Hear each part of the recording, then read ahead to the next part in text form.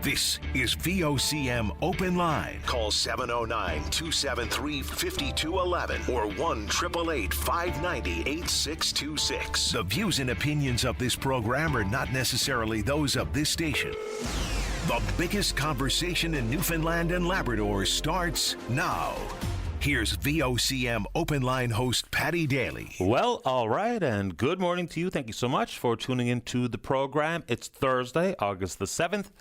This is Open Line. I'm your host, Paddy Daly. David Williams, he's in the queue as the producer, taking your calls. If you're in the St. John's metro region, the number to dial to get in the queue and on the air is 709-273-5211. Else for a toll-free long distance, 1-888-590-VOCM, which is 8626. So she did it.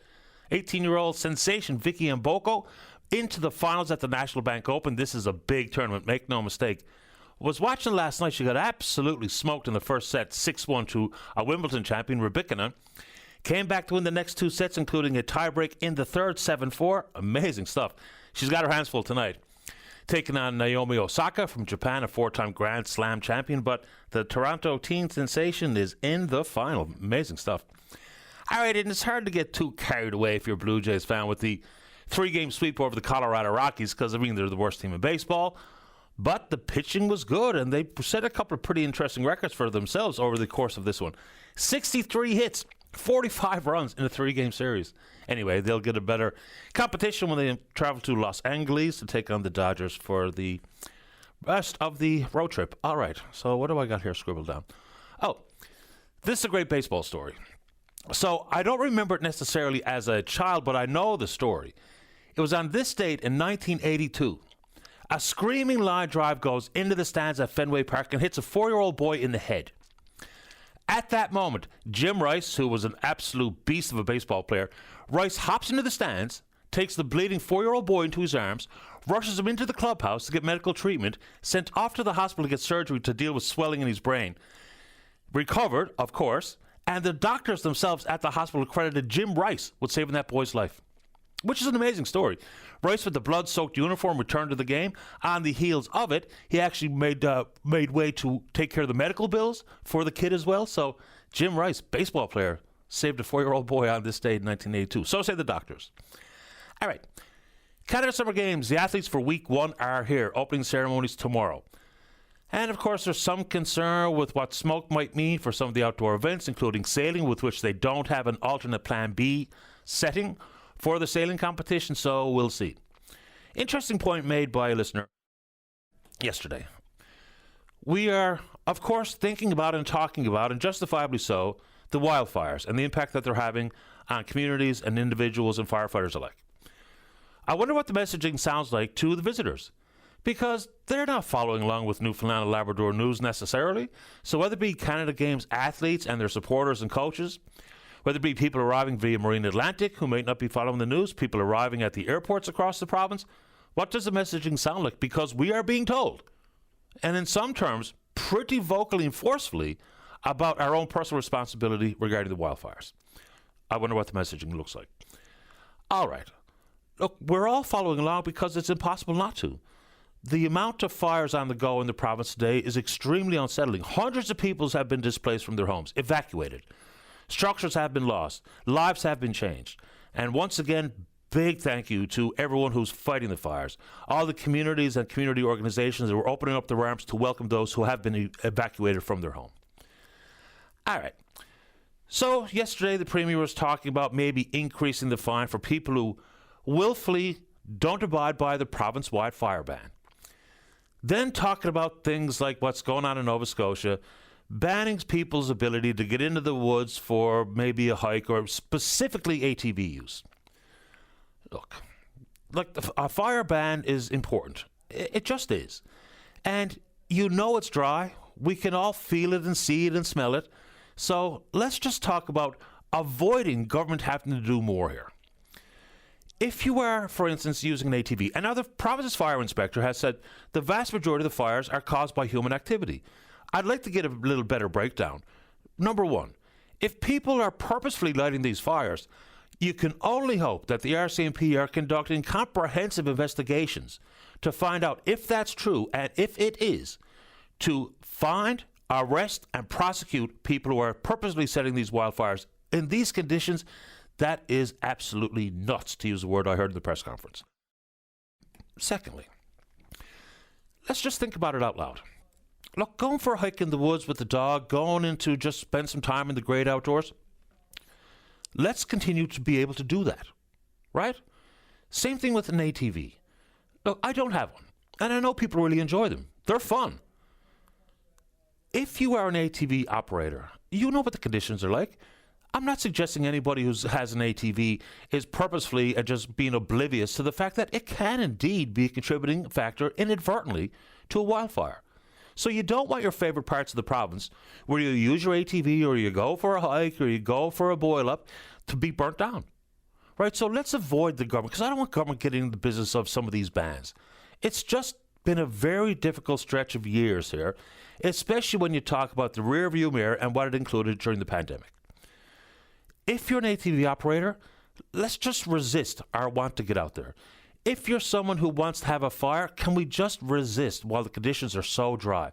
Just think about the firefighters. Just think about the volunteers. Just think about the people who are displaced from their home. I don't want this to be a government ban issue. I don't want it. You don't want it. But the only way to avoid it, by the sounds of it, and I don't care if they hike up the fines, fair enough. But bans about being in the woods is just, it's going to be difficult to navigate. And people will call it government overreach, and I get that. But there's also the distinct thought that if people are willfully oblivious to just how dangerous it is out there, I mean, it's the same thing with smokers. I've never understood people just willfully throwing a lit cigarette butt on the ground anyway, regardless of how dry or how wet it might be outside. But let's avoid the bans. Let's avoid this conversation. We can all do it. You know, I don't want government to be more involved than they need to be. But if people are just going to continually ignore the fire ban or just take risks that may indeed inadvertently lead to yet another wildfire when the resources are stretched so thin, and we do know at the exact same time, the provincial government has not really done a great job insofar as fire suppression techniques, whether it be with fire breaks, whether it be the fire load and the windfall in the woods, whether it be not replacing or repairing the fifth water bomber. There's lots of reasons and lots of issues we can point to. But let's avoid hearing from government about banning this or banning that. We all know the right thing to do. You do. Even in your quiet moments, even if you're someone who wrote me an email this morning saying the government can kiss my you-know-what. Fair enough if that's what you think, but let's just acknowledge that things are dangerous out there. It is a tinderbox. It really, truly is. I don't care where you live in this province. If you are outside, the amount of brown grass is all you need to see. So I don't feel like preaching, because God knows I don't deserve to be preaching to anybody. I got my own problems navigating my own life. But it's terrible out there, so let's just avoid getting involved in any bans. No one wants it. And we needn't have it if people are willing to do what I will call the right thing. All right. And so, yes, the RCMP, if someone has lit a fire on purpose, I hope that we throw the book at them. The end. Moving on to the RNC. So the Royal Newfoundland Constabulary Association is talking about the need to recruit and retain more police officers. And we're losing a lot of mid-career officers, which is a trained officer with 6 years experience or more. All right. The RNCA, the association, represents 380 non-commissioned ranks in the provincial police force. We're reacting to the crime stats that came from Statistics Canada. Crime has increased by 5% in 2024 compared to 2023. So we need more. The representative, Mike Summers, from the RNCA says the province has fallen below the national average of 178 police officers per 100,000 residents. The RNC say they would need to have about 400 officers to meet it. 20 new recruits this year, 20 new recruits apparently set to join the force next year, but that is not going to get us anywhere near the required numbers. Spoke to Helen Conway-Ottenheimer, the PC member for Harbour, Maine, on the program last week or the week before. Talk about public safety. Talk about the public sentiment about not feeling as safe as people once did. I don't know what's going to be required to actually and actively help the RNC recruit and retain more. We actually talked about a $15,000 bursary that the RNC was putting forward to intrigue or to entice more people to enroll to become an RNC officer. Being a police officer these days is certainly not what it was decades ago. The view some people take towards law enforcement, of course, has made it less than appetizing for some people to want to be a cop. But at the exact same time, people are talking about the serious issues, the guns and the drugs and the break-ins and the assaults and the harassments. I mean, you see the crime numbers. I'm in no position, once again, to try to be hyperbolic on this front, but the RNC say we need more cops. And I think everyone, to a man, to a woman, would agree. Nothing will slow you down like a cop car. Nothing will help deter crime more than an active police presence where you are. So the RNC, maybe Mike Summers is available this morning. We'll get him on the program to talk about some of the specifics about what can be done to recruit and to retain police officers, especially those mid-career officers with their experience that is out the door. Now, I don't know the numbers insofar as how many members of the RNC are currently not on active duty, on long-term leave or long-term disability or whatever the case may be, but it'd be nice to know more from people like Mike Summers at the RNCA about exactly what recruiting and retaining means. Because we talk about it with teachers, we talk about it with healthcare professionals, but not with enough detail so that we can actually encourage or put political pressure on governments to help create the policies that can do exactly that. You can talk about financial incentives and all the rest of it, and yes, that's part of it. But a bit more detail insofar as police officers, which are a pretty distinct profession these days. See if we can figure it out. Just 1 second, sip of coffee. We're back. All right. And speaking of crime, I've talked about this on the show in the past. I suppose it's worthwhile to put it back out there. And that's gift cards. Gift cards are an extremely popular gift for someone to buy for another. You know, it's the simple concept. I get a gift card, I buy whatever I want, as opposed to you knowing or thinking that you know exactly what I do want. Okay. Gift card industry in Canada, off the charts. It's expected to balloon from about $11 billion in 2023 to nearly $14 billion by 2028. That's a research piece came out from an organization called Research and Markets. All right. The problem is the gift card scams are growing along with the boom in the industry itself. So for retailers, look, I get that you like to display your wares on little shelves or whatever the case may be outside of the till to entice people to pick up a gift card and load it up for a gift for whoever. The problem is the criminals are taking the gift card, scanning the barcode, putting a fakie on the back. So you go ahead and load up your card with money. It's activated in their system, and then they steal the money. So a few things. Just check the gift card to make sure it hasn't been tampered with, number one. It's just a shame that we have to be so diligent in doing something as innocuous as buying a gift card. And number two, importantly, for the retailer, look, we know you sell gift cards. Is there such a thing as retail out there that does not sell a gift card? If so, it would be few and far between. So for the retailer, why don't you just put the gift card somewhere where I almost cursed, where the criminals can't get at them? You know, we know you have them. We'll ask you for one at the till. You break it out, you load it up, and then the advice is to spend it quickly as opposed to let it sit. So just be careful out there, folks, with your hard-earned money. All the scams that are just for lenders, you think that a gift card feels like a pretty secure gift. But maybe someone has already scanned the barcode. You load it up, they rob your money. There's reports into the millions just last year. But of course, that's only scratching the surface. A lot of people won't complain or register a complaint because they feel like they did something wrong or they're embarrassed or whatever the right word is. But retailers, why don't you do something to help us? We know you have a gift card. So put it in the locked drawer behind the counter. We'll ask you for one, and then we'll buy it off you. All right, let's keep going. Hoping to speak with Doug Pawson this morning. A new report coming from End Homelessness St. John's. It's their PIT count report. That's a point in time. All right, so it's a snapshot. And it's hard to have real firm numbers on homelessness because it's not easily seen necessarily. So it says that at least 313 people experienced homelessness in St. John's on any chosen night in November 2024. You combine that with other local data that's been compiled by other organizations, that number is absolutely closer to 400. On average, respondents to the survey said they've been without housing for 590 days, a year and a half without a roof over your head. Then, of course, it's hard to encapsulate the numbers of people who are precariously close to being homeless. Those who are couch surfing, they don't really have a home to call their own, but they're homeless. So here's a couple of breakdowns for you. These are staggering numbers. 92% of survey respondents reported living with at least one disability for mental health, physical, or cognitive disabilities. 30% said they spent time in foster care, kinship agreements, group homes as youth.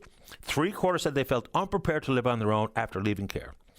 Nearly 1 in 10 people became homeless for the first time as a senior. There used to be a lot of talk about building housing, the affordable housing, and all the moving parts, and tiny homes and modular homes. But just think about how many people, and this is only St. John's, so it doesn't incorporate the rest of the province, of which, of course, there's obviously homelessness in other communities, but just in town. And that 400 number, that even seems low to me, but maybe Mr. Posse can help break down how exactly they arrive at some of these numbers. And, of course, into the future, we talk about what they actually mean. All right, on that front, so building homes and buying a home. Yet another story from a person via email who asked me to please protect their privacy. They bought a new home. They were in a multiple bid situation. They removed some of the conditions, including waiving the need for home inspection. 6 months later, huge problems with the home. I get it. It is wicked out there to try to buy a home with multiple bids, and people will, remove some conditions, including waiving home inspection. A couple of things. It's probably a good idea. It's your money. You do what you want. But it's probably a good idea to get one. And secondly, it's about time we regulate that industry. You could just tell someone you're a home inspector. You don't have to have any verifiable qualifications. Now, referrals are always helpful, and reputation and how long you've been at it. People will ask those questions, but let's regulate that stuff. What do you think? Oh, and I've also been asked to put this one back on the front burner, and I'm happy to do it.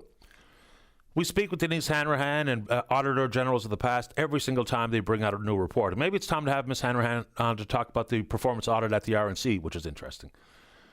But people ask me, what's become of the Travel Nurse Agency report? Excellent question. We have talked about the fact, we had Ms. Hanrahan on to talk about this one. Overspending on travel nurses has been extraordinary. We're told there's new safeguards and guardrails that have been implemented to ensure that invoices are accurately reviewed and then accurately paid out. But the big part of the report that drew the ire of all of us taxpayers was the possibility of fraud. So yes, there can be absolutely questions asked about the reliance on travel nurses and the pathway to reducing reliance on travel nurses, but anything that included fraudulent behavior by someone in the public sector, because it's not your money, it's our money. If there was any fraud, we do need an update. So these reports cannot just go into the media, one news cycle, and then people forget about it. Yes, the travel nurse expenditure, when you talk about an annualized average of some $400,000 per year per nurse, travel nurse, compared to the public sector. But overtime being paid out, that can't be proved it was work. Paying for accommodations for people who aren't here. Paying for rental vehicles for folks who aren't here. There's a lot to it. And if there is anybody in the public sector that is willfully responsible for fraudulent activity, a crime, let's see if we can get an update as to where we stand on that particular front. Happy to put it back out there. Oh, and all right. We can get back into the trade wars. People ask me why we've just stopped talking about it. Look, a couple of things. With the newly imposed 35% tariff and a lot of the confusion about what is actually compliant under the CUSMA trade agreement, we can talk about it. Absolutely happy to do so. No talk of reciprocal tariffs since there's been an additional tariff hyped on, on Canadian goods. And anyway, still a lot of confusion out there in some people's minds about how a tariff actually works, but we can actually talk about it if you're so inclined. You travel wherever you want. It's not my money, it's your money. But some interesting stuff regarding trade and travel. Travel numbers from Europe and Canada to the United States is way down. And I'm not going to say that everyone who crosses the border may indeed end up in an El Salvadorian prison. I'm not in the mood to talk like that. But the travel numbers are down. Interestingly, FIFA, the governing body of soccer in the world, are actually talking about taking some of the World Cup games scheduled for the United States out of that country next year. Remarkable. The Americans just denied entry visas to the Venezuelan Little League baseball team. Little kids. Couldn't go play in the Little League World Series because they're on the list. And then I've been asked why I'm afraid, apparently, to talk about the Epstein files. Number one, there's nothing but bad faith included in that conversation, but if you want to talk about it, we can. And we can talk about whatever you want to talk about. All right, we're on Twitter. We're VOCM Open Line. Follow us there. Email address is openline@VOCM.com. When we come back, let's have a great show. That can only happen if you're in the queue. Don't go away. Welcome back to the show. Let's go to line number one. Keith, you're on the air. Hey, good morning, Patty. How are you today? Couldn't be better. How about you? good. Thank you. I appreciate your show. Happy to have you on. Can I throw out two bouquets first? Sure. One to Meg at Seniors Advocate over there on Tops of the Road. Thanks, Meg. And Mr. Babcock at the Hub. Thanks. I got the paperwork sent to Dr. Young.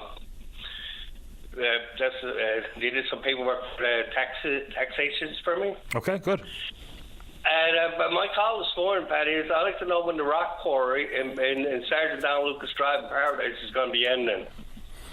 I have no idea. I'm getting aftershocks for the last maybe 5-6 weeks from dynamite. Pictures are falling off the walls. And it's 6:45 this morning. That's all I heard was the rock crusher down and going mad. So I don't know about the course of operations or when it's going to come to an end, but did I not hear a commercial here on this station about exactly that? I don't know, sir. I'll find out for you. Because this is my house is up for sale. I'm getting out hurt. I moved here 10 years ago. Mm-hmm. And when it just started down. Look, it was beautiful. And then 5 years ago, they started the second wave of building houses and demolishing rocks and rock quarries, whatever. And now they got the dynamite going for the last 6 to 7 weeks, God. Every day, your house is trembling. Yeah. I'm not joking, sir. Every day, your house is trembling, and pictures are falling off the walls, and I bet you the foundations are cracked.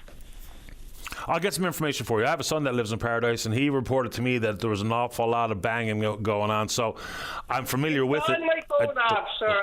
And according to the government, they're only supposed to have a permit for 1 day. This has been going on for almost 2 months.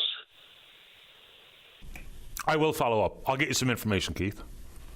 Thank you so much, Patty, because I'm at me with somebody. I understand. I appreciate it, and I'll get it for you. You all have a beautiful day. Thanks, David. Thanks, Keith. All the best. All right, Bye-bye. there you go. So before I go, looking for information, if someone can fill me in, that would be helpful. Let's keep rolling. Let's go to line number 4. Ray, you're on the air. Yes, good morning, Patty. First of all, I'd like to just mention people who have to move because of the fire.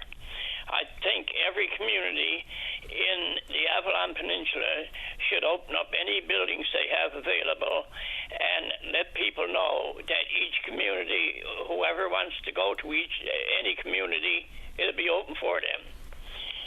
I'm sure that there's people that got relatives in different communities here that would like to be in the same community as their relatives now that they got to leave their home. But that's not the real reason I called this morning. I called about the old Marine Atlantic Service. Okay. Here we have insufficient travel service transportation to Newfoundland. We got multitudes of cars waiting in lineups like you wouldn't believe. Truckers who have to wait to get on the service for a day or two. We have Prime Minister there now, Mr. Carney, and I think that he wants to get a few big projects on the go. I think it's time for them to start looking at getting a fixed link across to our province and give us a chance to travel to and fro like normal people. I think that in the interim we should have more vessels put on, and we should separate the cars from the truck. Any commercial vehicles should be on their own transportation system with their own lanes. There's too much of this, truckers having to wait so long to get across here to provide goods for us people, and it's not good enough. Certainly not good enough for the way that we're being treated here. 500,000 people on this island who are provided a service that is not really a service. It's just misery, and an expensive one at that. And thank you, Mr. Carney, if anybody hears me to say, for cutting the price off that ferry route. And I'd say, come on now, it's time for people to get their heads together, and let's make this thing work. It can be done, so why not get it started? Fair enough. The Marine Atlantic thing, I think, is curious and interesting. So when the campaign promise was to cut the fees in half, people were like, okay, great.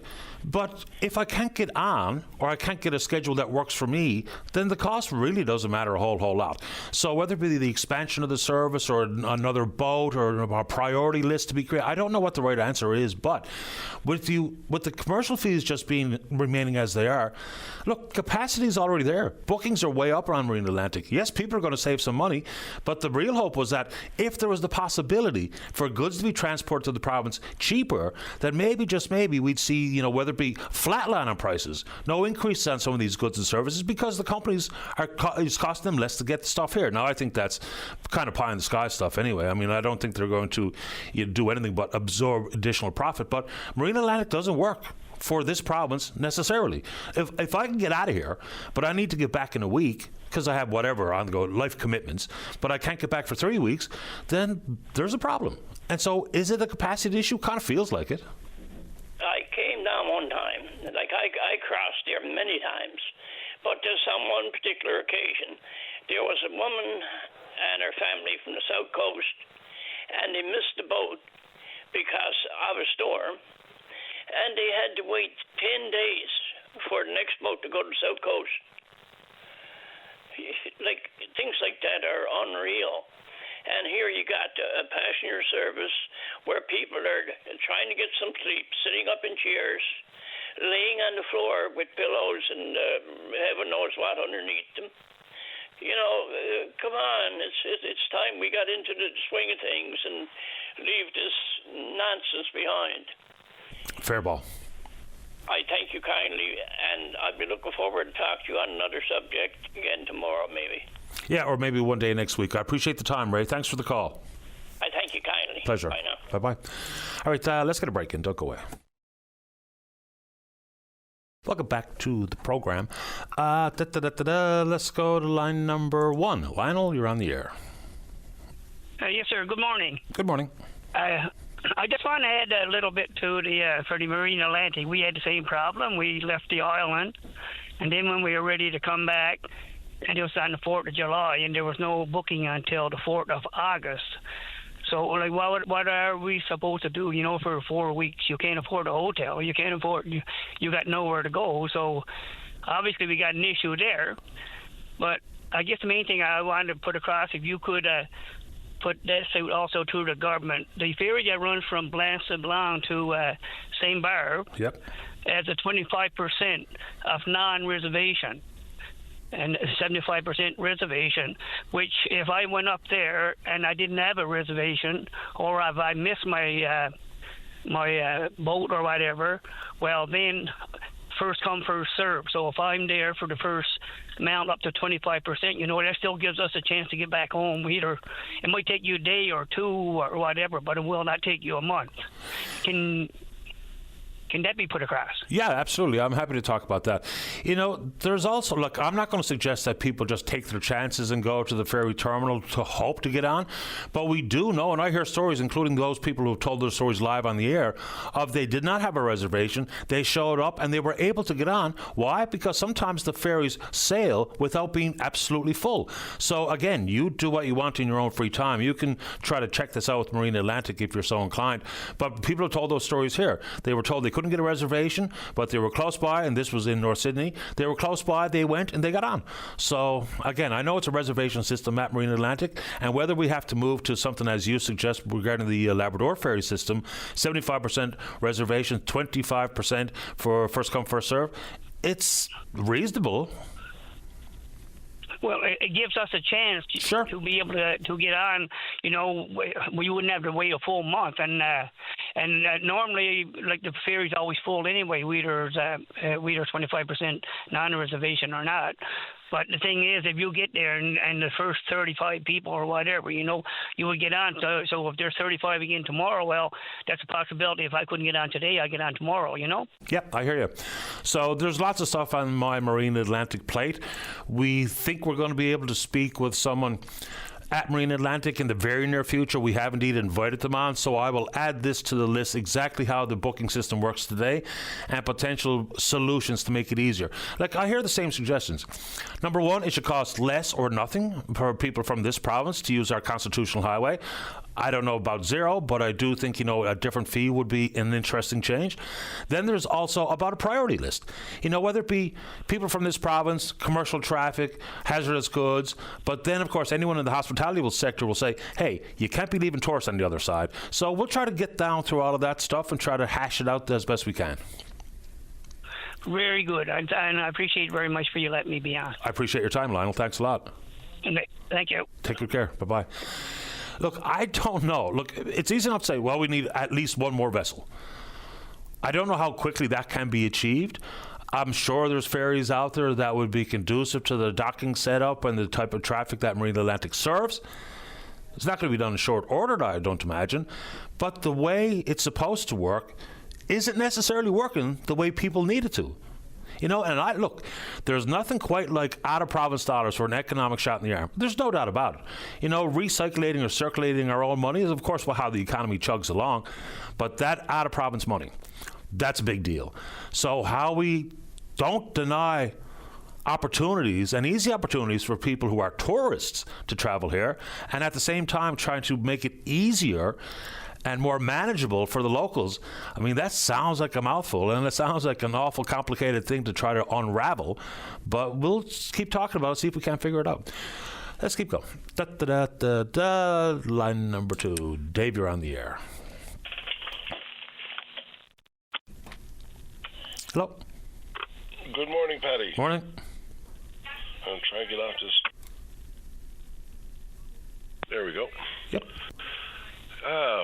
Interesting morning. I really enjoyed your preamble.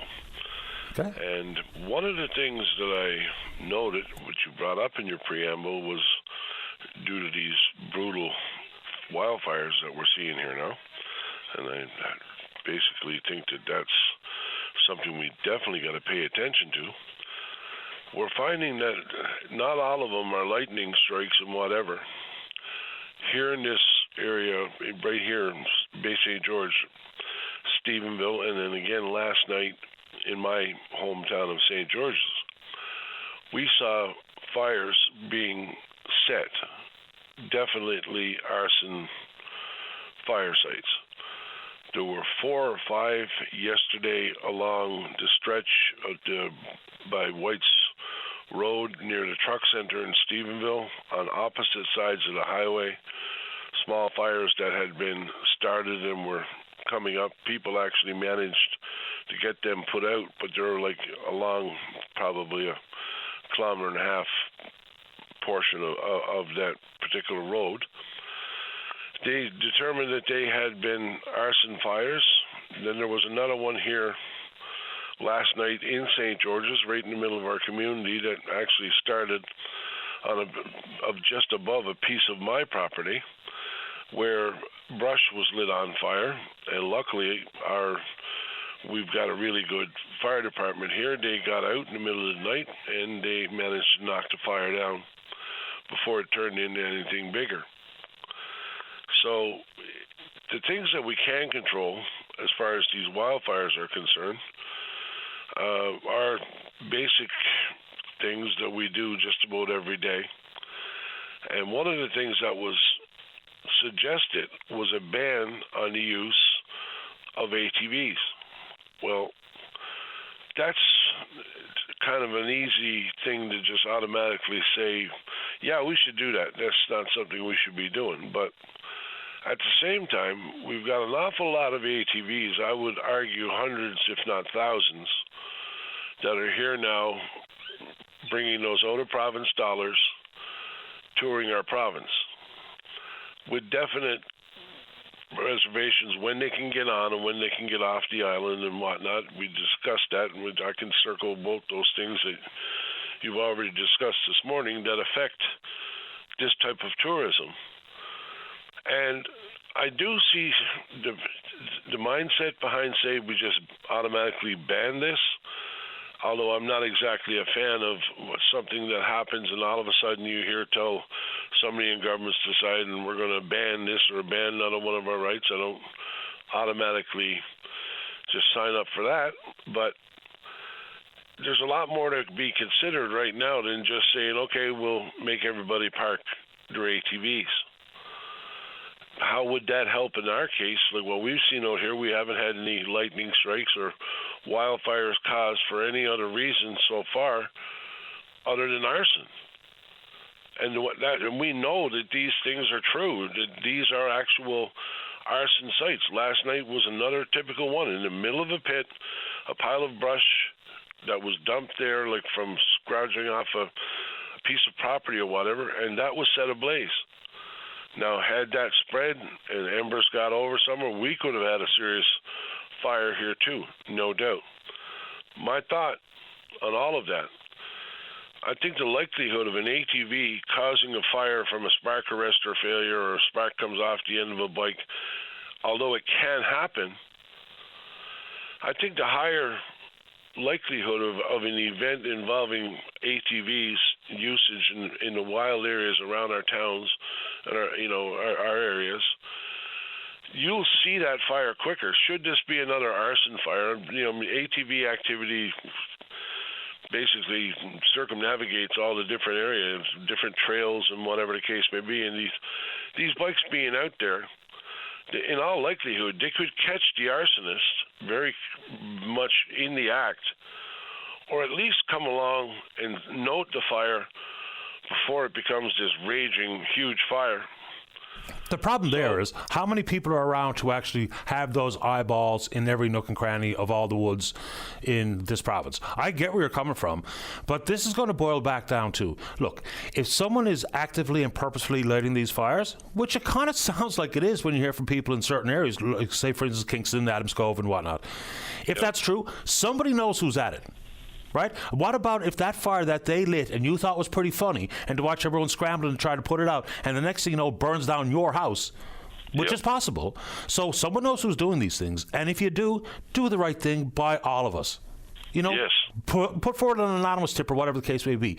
And with ATVs, I don't know if any of the fires, period, have been caused by a spark from an ATV. I have no idea. My thoughts on it, I was trying to be pretty clear, is let's avoid any further government restrictions or bans.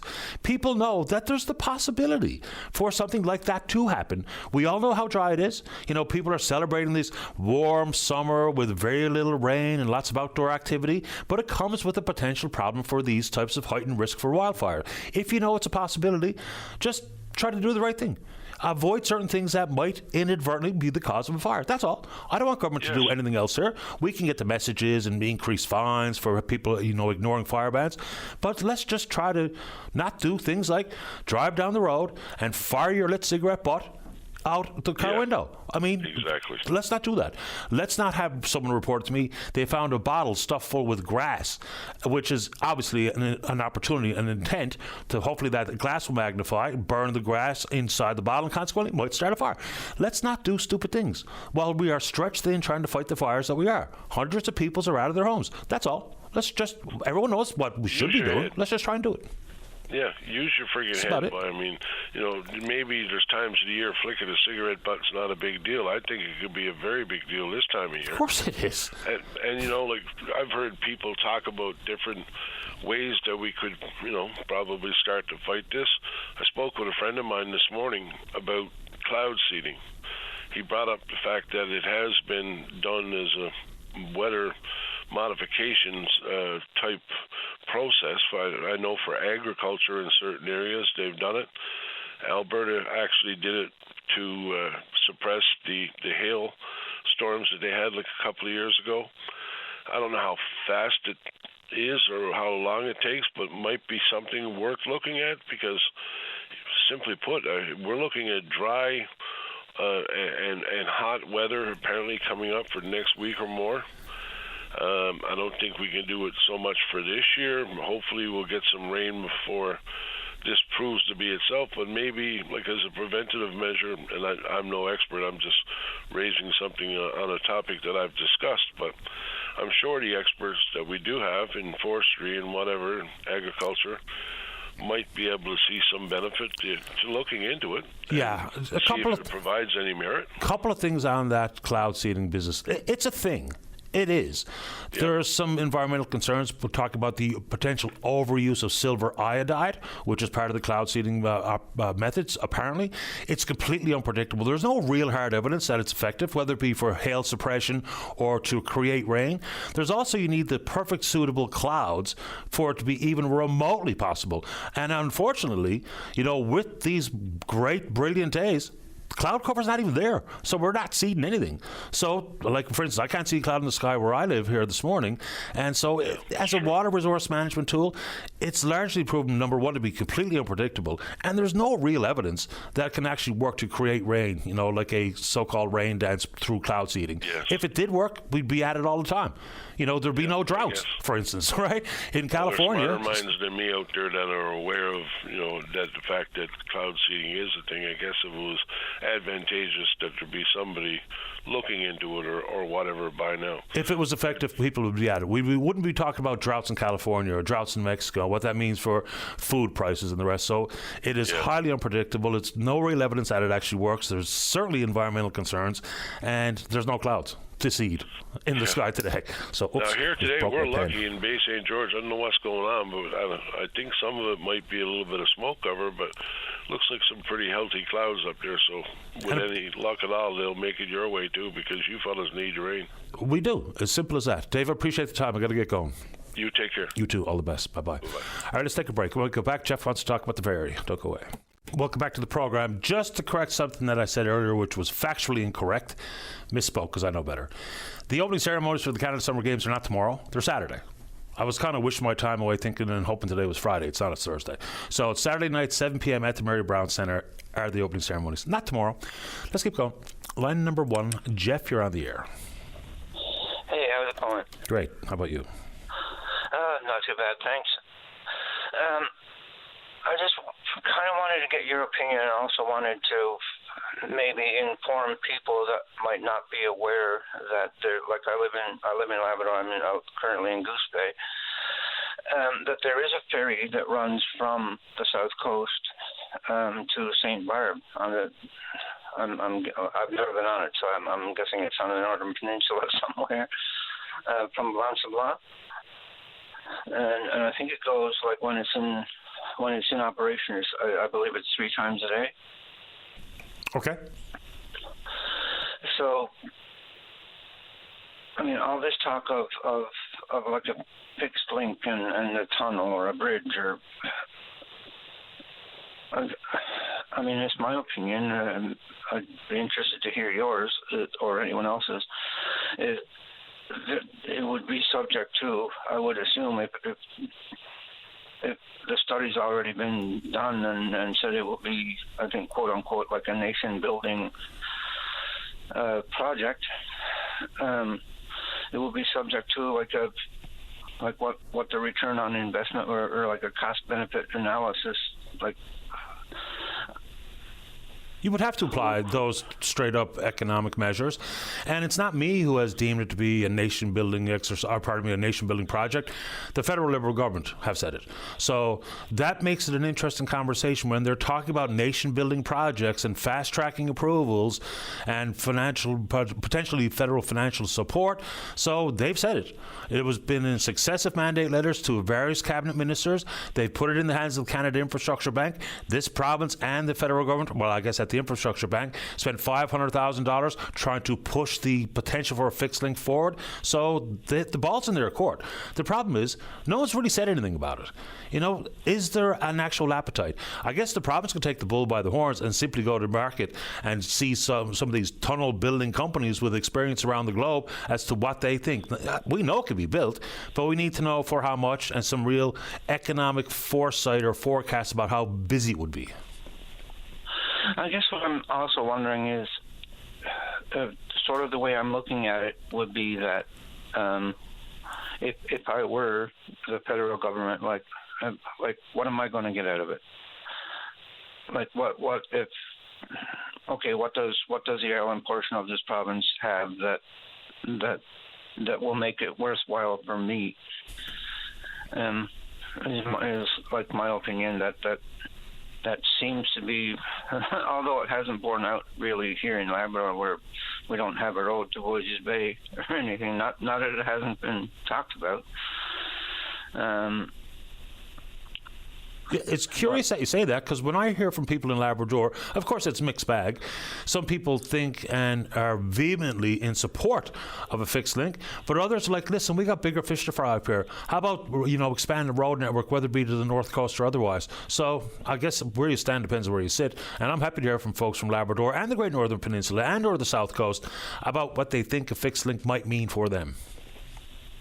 Well, like that's a whole other thing about it. I mean, you can. There would be, the initial investment of paying for the building of such a thing, but then also, I think a whole bunch of different. What would you say? Like tourism or like other things would have to be invested in and developed to also like that will be able to benefit like more from it, or like to take a sort of advantage of that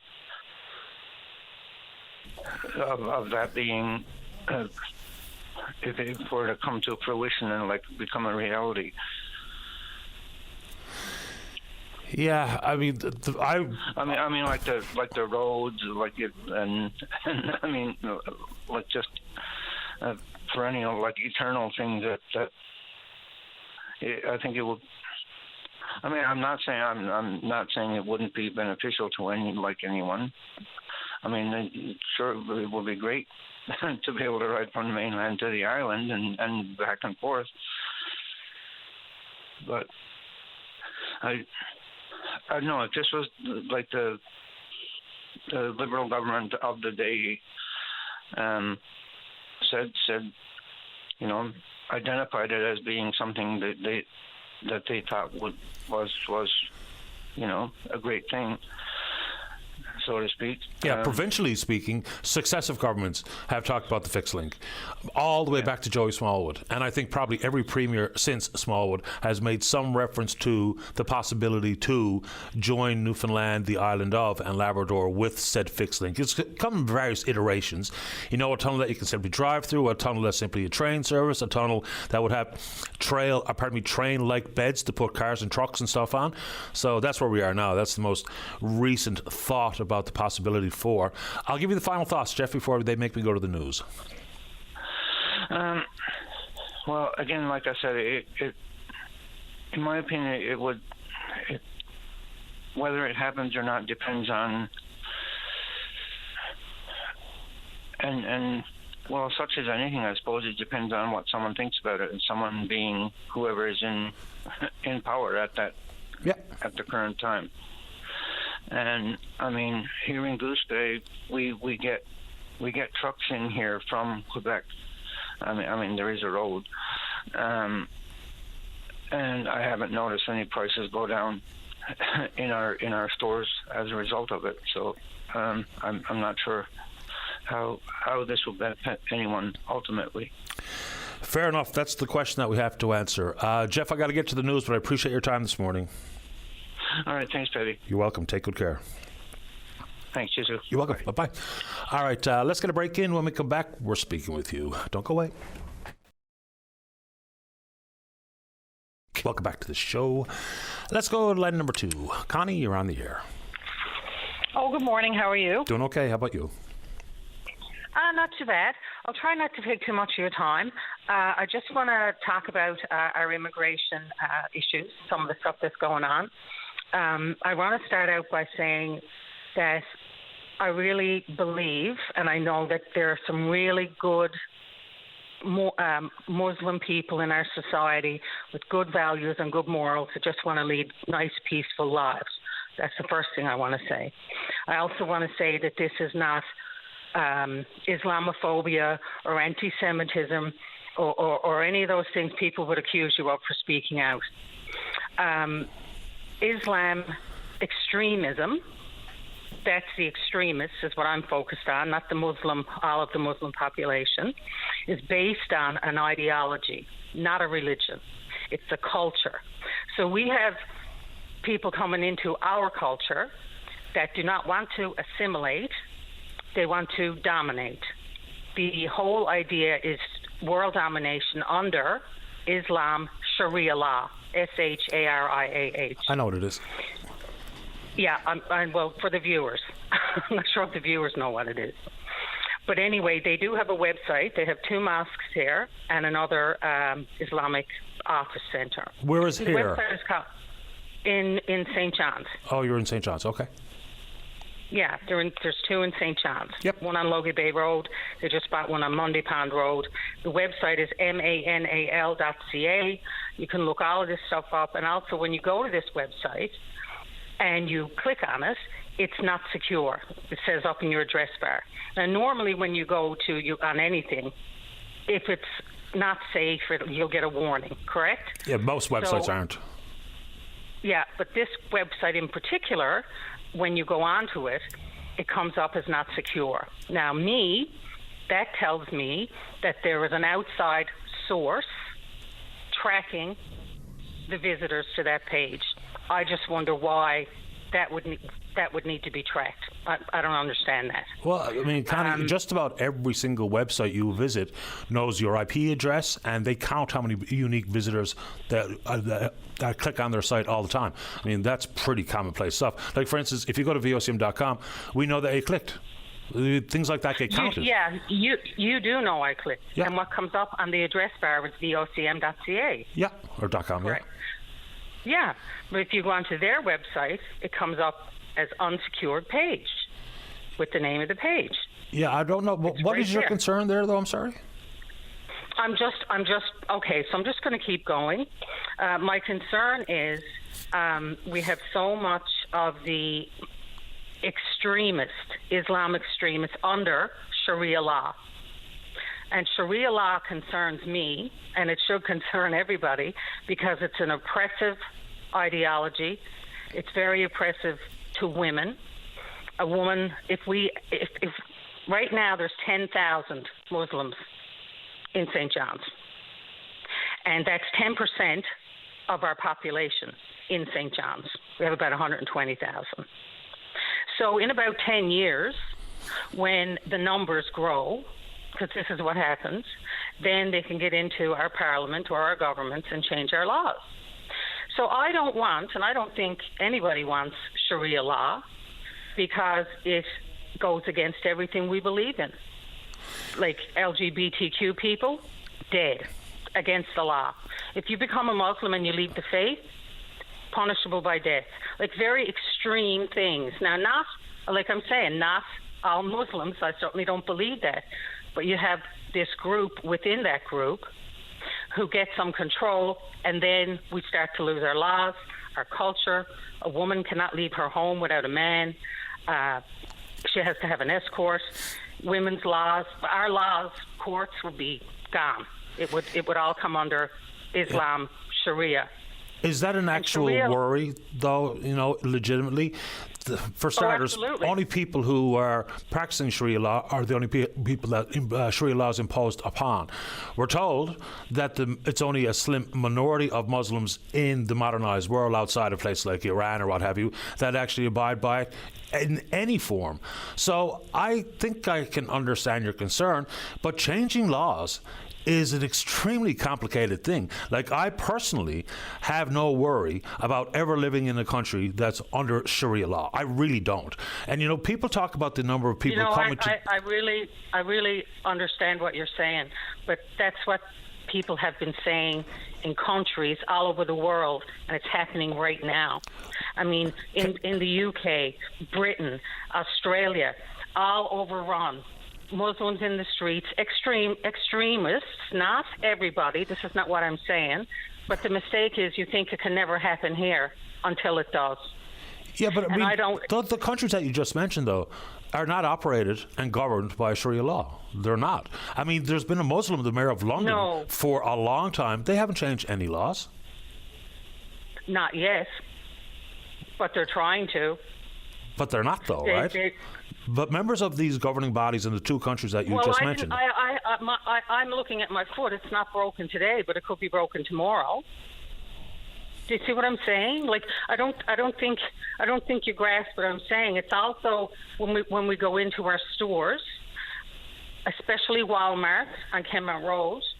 If you notice the workers in there, I was in there the other day, and then haven't been in there in a couple of years, and it's all male, military-aged men of other origin in that store. There's not very many women, because women are not allowed to leave the home without a male. I know you're saying it can never happen. But Connie, like, but it can happen. Realistically, are you saying that you've never seen a Muslim woman in St. John's outside without a man? Women who are married have to be accompanied. They have to be. It's their. Well, I mean, you know what? I'm just saying. You look up this website and you can read it for yourself. You can believe what you want. I'm just telling you, it's a concern, and if numbers go up, they have come right out and said, we have 8 children, you have 2. We will have Islam and Sharia law. It's numbers. And now there's enough numbers to start building. And if they bring in this new thing of letting people vote at 16, then we have all those extra voters, and we're not having the children anymore. We don't have the population. So we become a minority. We're a minority in our own city. We're the distinct majority. I mean, even at the pace of immigration today, for anybody, whether it be Muslims or Hindus or otherwise, to become the majority, my goodness, I'll be long gone before anything like that ever comes to pass. The concern I hear from most people regarding immigration is there are a number of people emigrating from India, and India is 80% Hindu. The next biggest group, I think, is maybe 13 or 14% are Muslim. Muslim population in this country stands at about 5.25%. is the last number I saw from Statistics Canada based on the most recent census. So we are still far and away, as white Anglos, still overwhelmingly the majority of the population of the country and this province. Right now. But in 10 years, we have 10,000 right now, which I said to you earlier. Yeah. 10% of the population. Do you think some of Sorry, go ahead. Do you think some of the people, Muslim or Hindu or otherwise, have immigrated to Canada to get away from repressive regimes, to get to a better, freer life? I truly do believe that some people have, but I think some of the wrong people have gotten in through that. And once those heretics get in, they have their own Sharia law. If they have enough people and they get into our government or our premier or up in the prime minister, up in the Congress, the Senate, well, then we're in trouble. And there's nothing we can do to stop it because our laws will be used against us. Like, they want to have terms now brought in, Islamophobia. Well, Islamophobia is an irrational fear. This is not an irrational fear. Why can't we have a term, say, Catholicophobia or Protestantophobia? Because it isn't really a thing, right? Well, neither is Islamophobia. You're a citizen in our country. There can be no separation of religion and state. They want to segregate. They don't mix with our people. They don't assimilate. Now, tell me if I'm wrong. Well, I think you are. I mean, just look at what happens in the province's schools. I live in a school neighbourhood, and I see the exact opposite when we talk about the school-aged children and who their friends are. When you have, that's different. You have school-aged children. Right. They're in school. But when you have adults who are married, this is where it comes in, and it needs to be. It's the law. Connie, do you think that it's law in their own house, but that the minority abide by? Do you think what you've had to say? You don't think that could spread out? You don't think that could spread out like it has all over the world? That's where the numbers are increasing and increasing and increasing. I'm just saying that I don't want to see anything happen to our women and girls. I don't want to see us lose our culture, music, whatever. I think to say, right now, and you're not going to live to see it, well, that's great for you. But what about the people that come after us? Nor will my children or grandchildren. So, Connie, do you think that what you've had to say this morning is not really kind of the textbook definition of Islamophobia? What do you mean? Don't you think your Islamophobia is an irrational fear? Phobia is an... Is anti-Semitism an irrational fear? No, phobia. The word phobia itself is an Islamophobia. It's an irrational fear.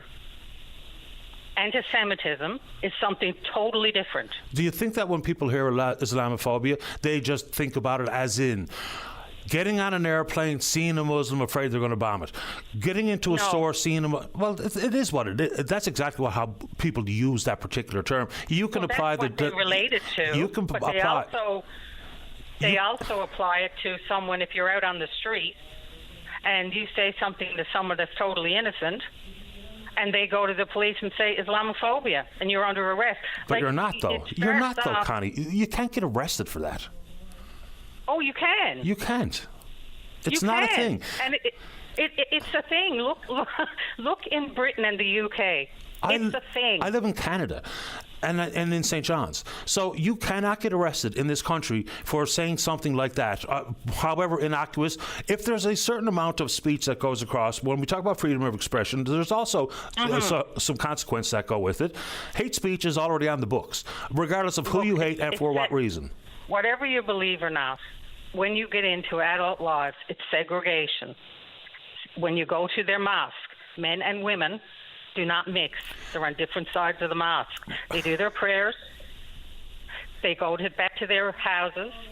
Women are in one room, men are in the other. They do not mix. They don't mix with society in terms of beliefs. Like, if I wanted to go to a Protestant church tomorrow or a Catholic church, I could go in and sit down and no one would say it and tell me. It wouldn't matter. But they would not have that. Why do they don't want us in, and they will not mix with us. I'm just telling you, and I hope all the people are listening to this. But they do, though. This can become an issue. This is something that is a concern that we need to be aware of, and that we just need to observe and just pay attention to our society. Crime is up, theft is up, domestic violence is up, everything's up, taxes are up. We're paying, I don't know how many thousands of dollars a day, 2,000 to 3,000 probably, I'm going to guess a month per immigrant. And right now, there's 100,000 people in migrant hotels in Ontario for the last 2 years that taxpayers have been paying for. And when we can't have fees for our seniors... It's a gross exaggeration. Is it? That's absolutely. That is your opinion. No, it's not an opinion. No, I make my opinions based on the facts that I can get in my hands, in my head. And that is a gross exaggeration. I mean, I've got people around me that tell me that you can't go to Niagara Falls and get a hotel room because every hotel room is occupied by immigrants. It's simply not true. It's 100% not true. But I'm not talking about hotels. I'm talking about that you can fact check right now. If you don't believe me, I don't. You can look it up. You don't have to believe. But see, this is open line, and I'm not criticizing you for your opinion, so I don't know why you're criticizing me for mine. I did my fact checking. I didn't, and I haven't. I did my research. I called in. No, you said you don't believe me, so you can fact check this yourself now. But Connie, I didn't criticize you for anything. I didn't. You said you didn't believe me. There's the immigration. But you don't believe me. I don't consider that as a criticism of me. I mean, if we can disagree on things, doesn't mean I think you're a bad person necessarily or anything like that. So you're putting forward things that I simply don't think are true, and that I think is an important part of the conversation. The immigration conversation is out of control in this country. Well, it's about time that somebody is talking about it. And I'm not saying you're a bad person. I'm not saying I don't believe you. But when you tell me you don't believe me, you're basically calling me a liar. So you fact-check that migration yourself in Ontario. Doug Ford was on the news last night. Everybody can check it. Oh, I know what the immigration numbers are.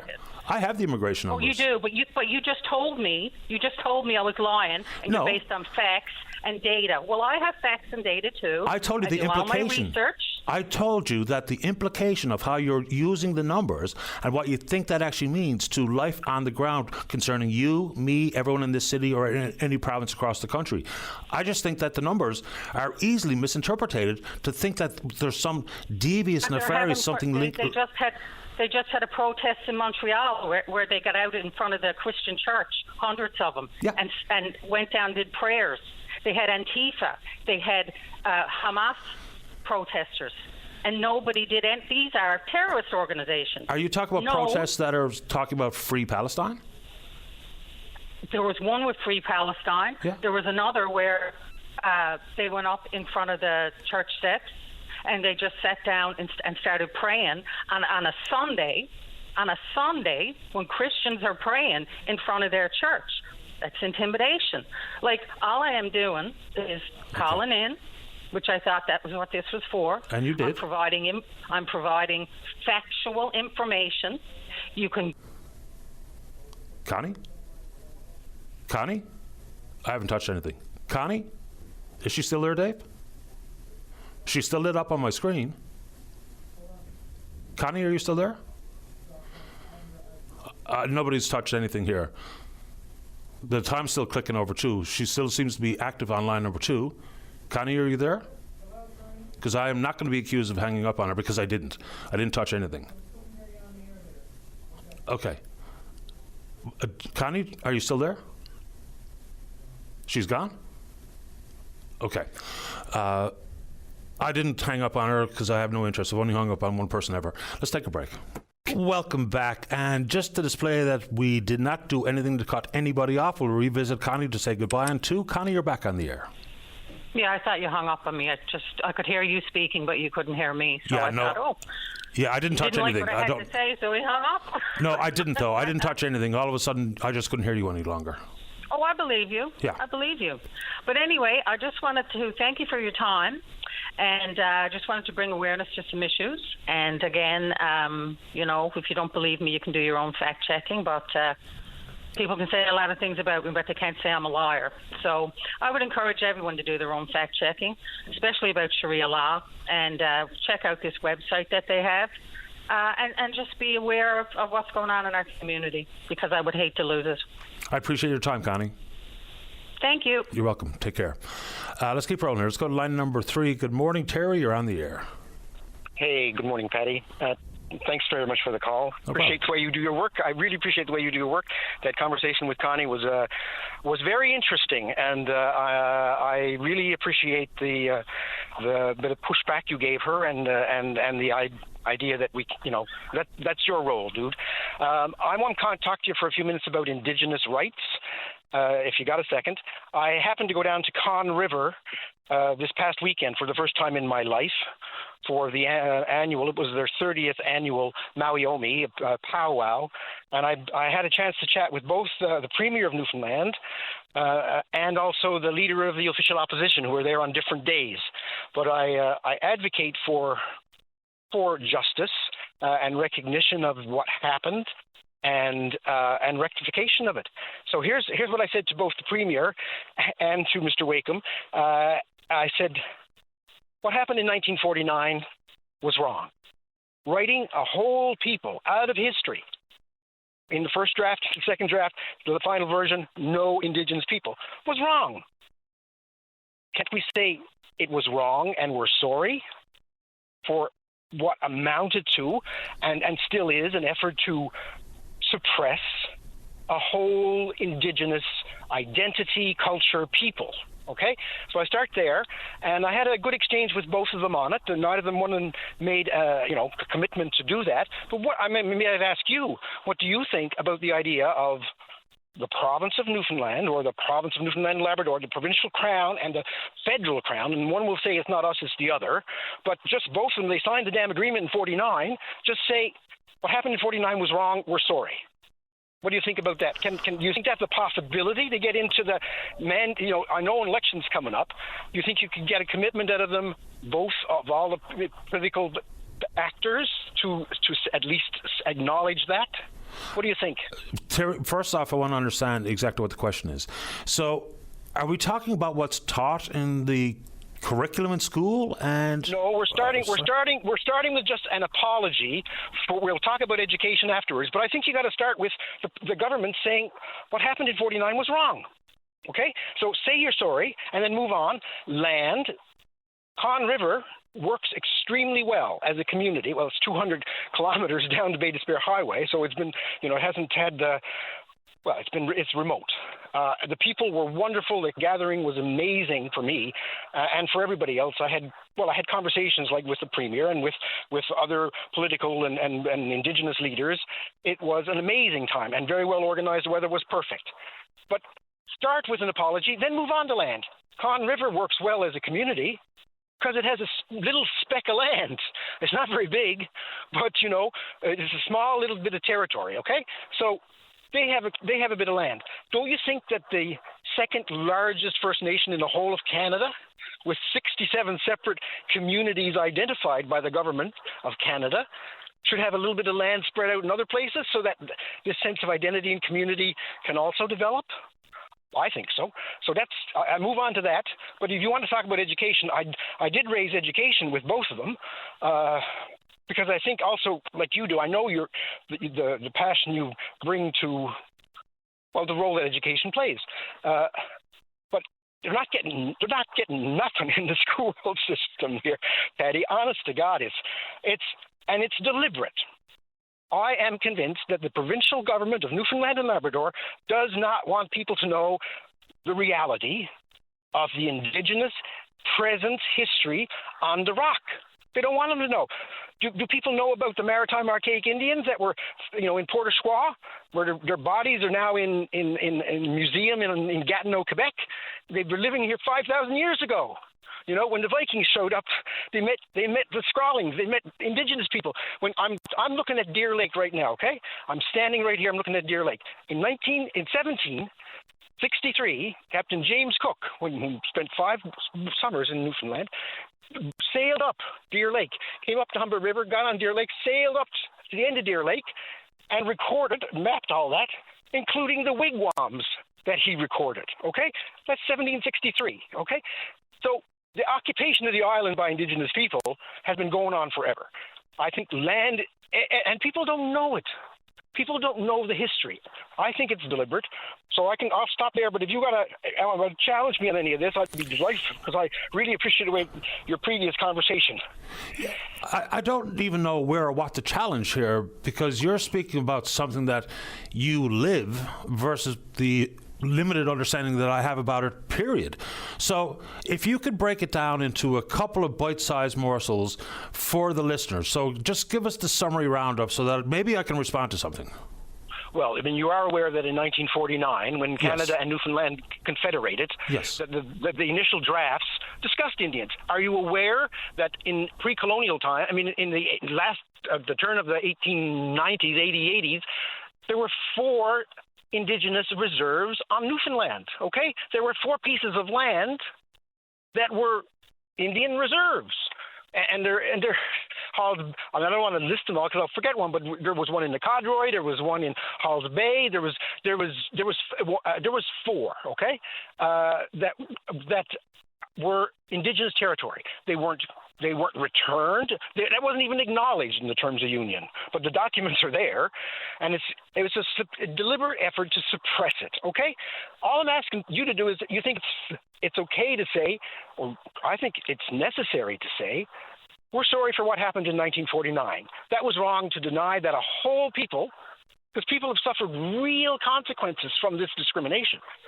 The discrimination continues to be very real, but you can imagine what it was like in the 40s and 50s and 60s when, if you were Indian, you lost your job. You literally could not work in the paper mill in Corner Brook if you were Indian. Okay, you couldn't. Or if your family was.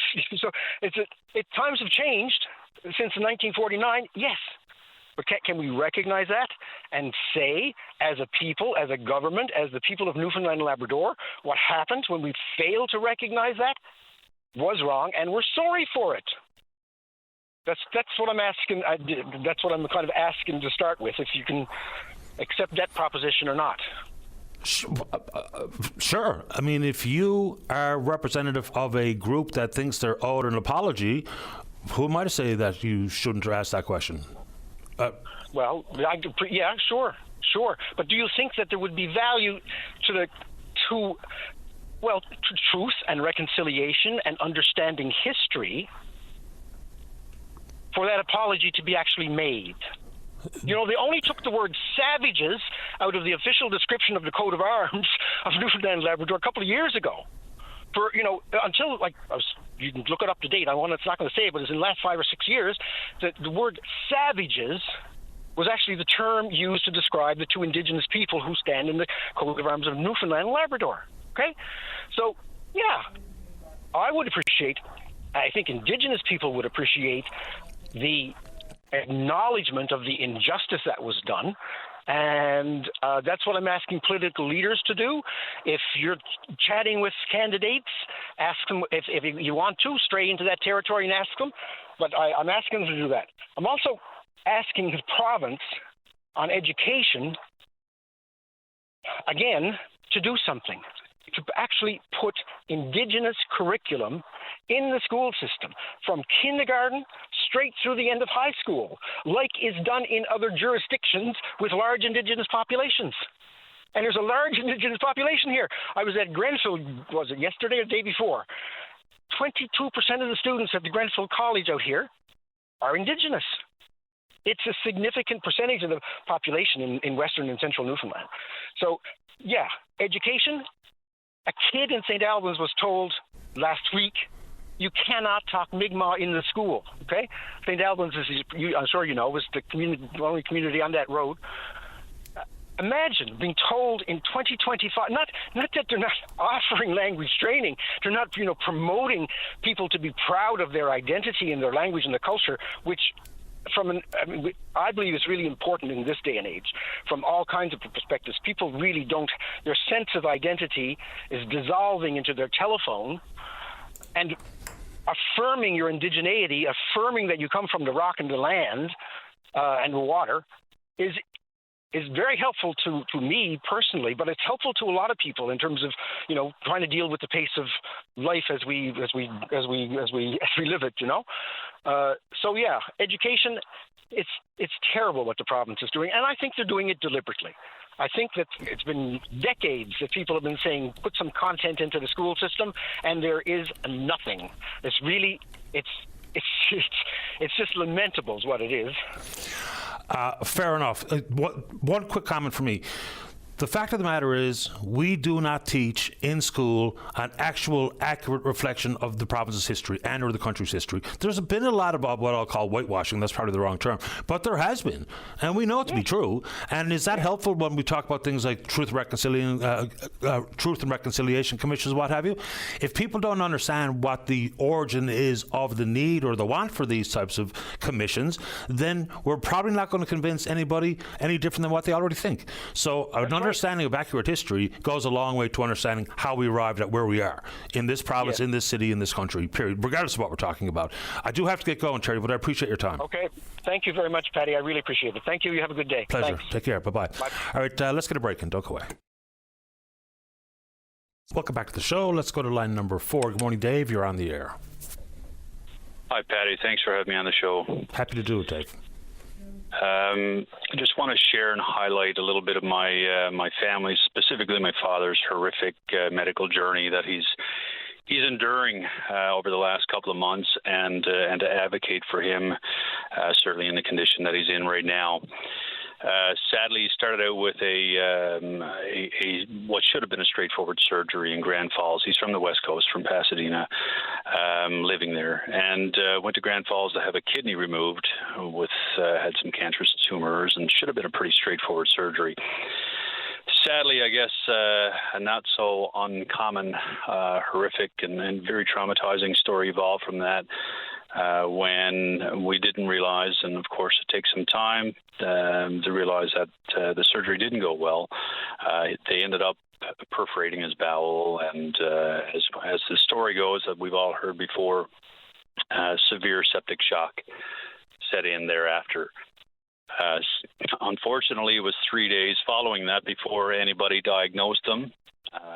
So he ended up in a condition where he knew and shared with us that he was dying. And came very close to that before anybody acted, and he went in for emergency surgery just before that occurred. And of course received a colonostomy and repaired the damage, and but he was very severe at that point and was airlifted to St. John's for further care.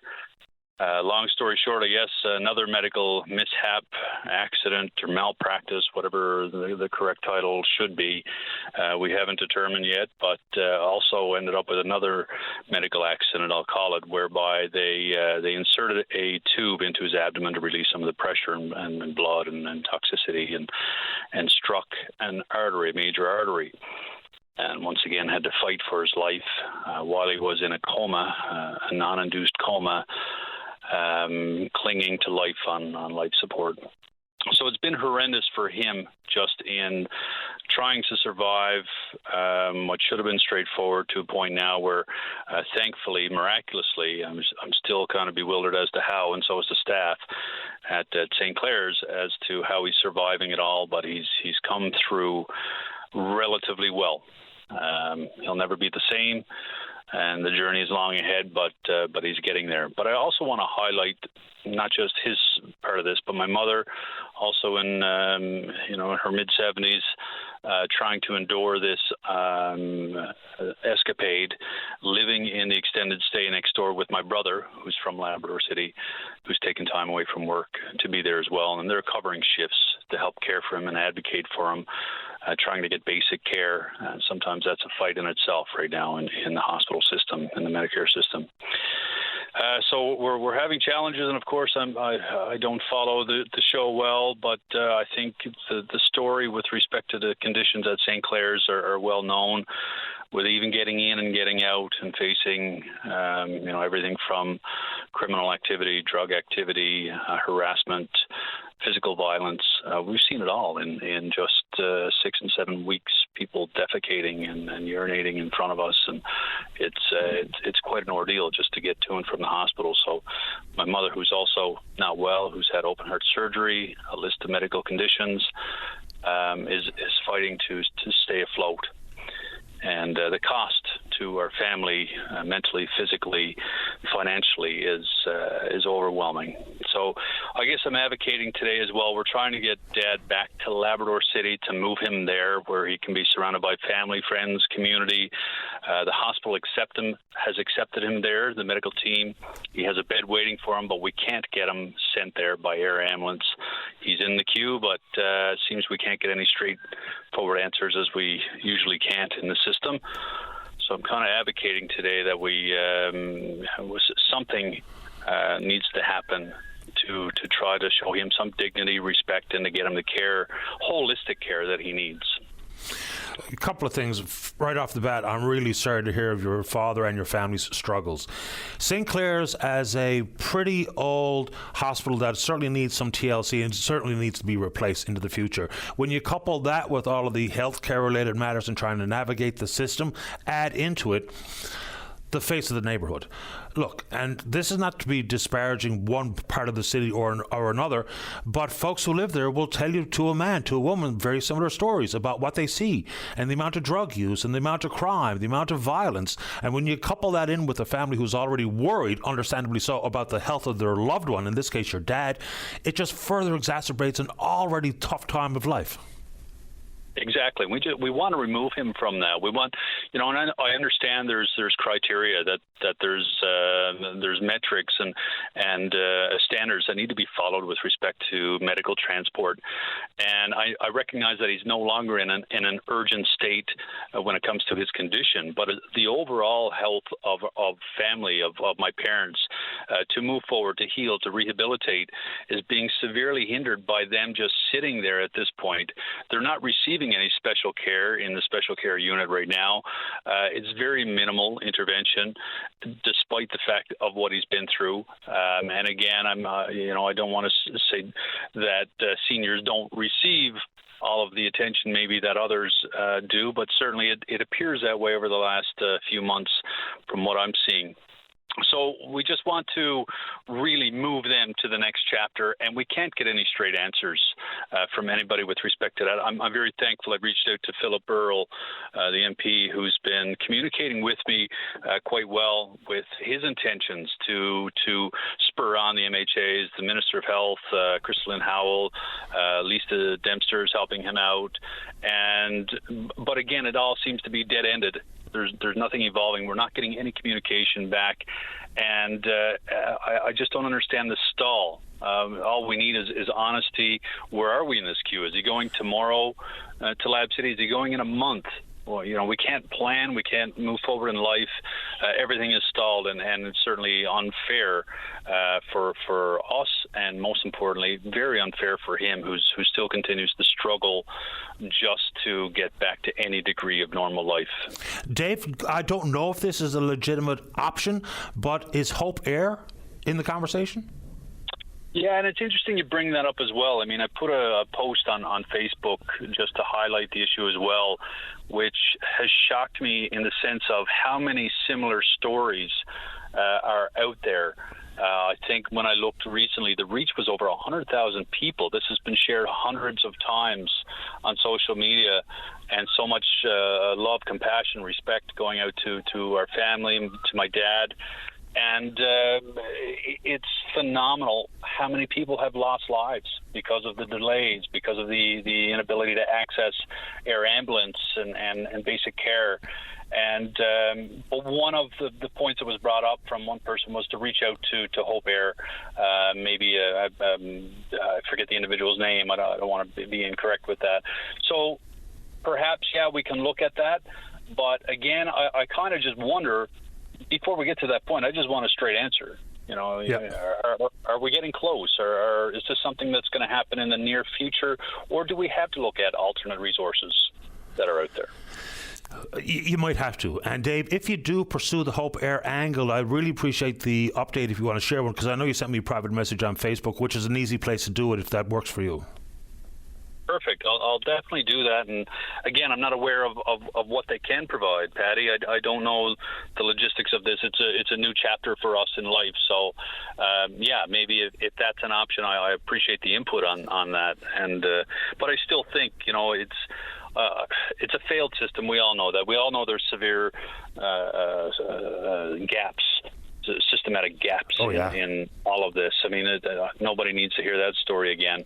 But the overall condition, I think, is what surprised me in the sense of medical mishaps. I hate saying malpractice, but how many accidents need to occur through trying to get my father back to health before we say, what in the world is happening within the medical profession itself? I mean, why are these doctors resigning from St. Clair's? Why are we fighting to get basic transport? And it seems like I'm left with this avenue of highlighting it through news media and reaching out to politicians to try to get basic care. And I just it's shocking to me that we've arrived at that place. I'm thankful that we've never had to deal with it before, but I'm beyond shocked that I'm having to go this avenue just to try to find the basic support and care. Right? Completely understand, Dave. Keep me in the loop, and I wish you and your family well. I appreciate it, Patty. Thanks, Dave.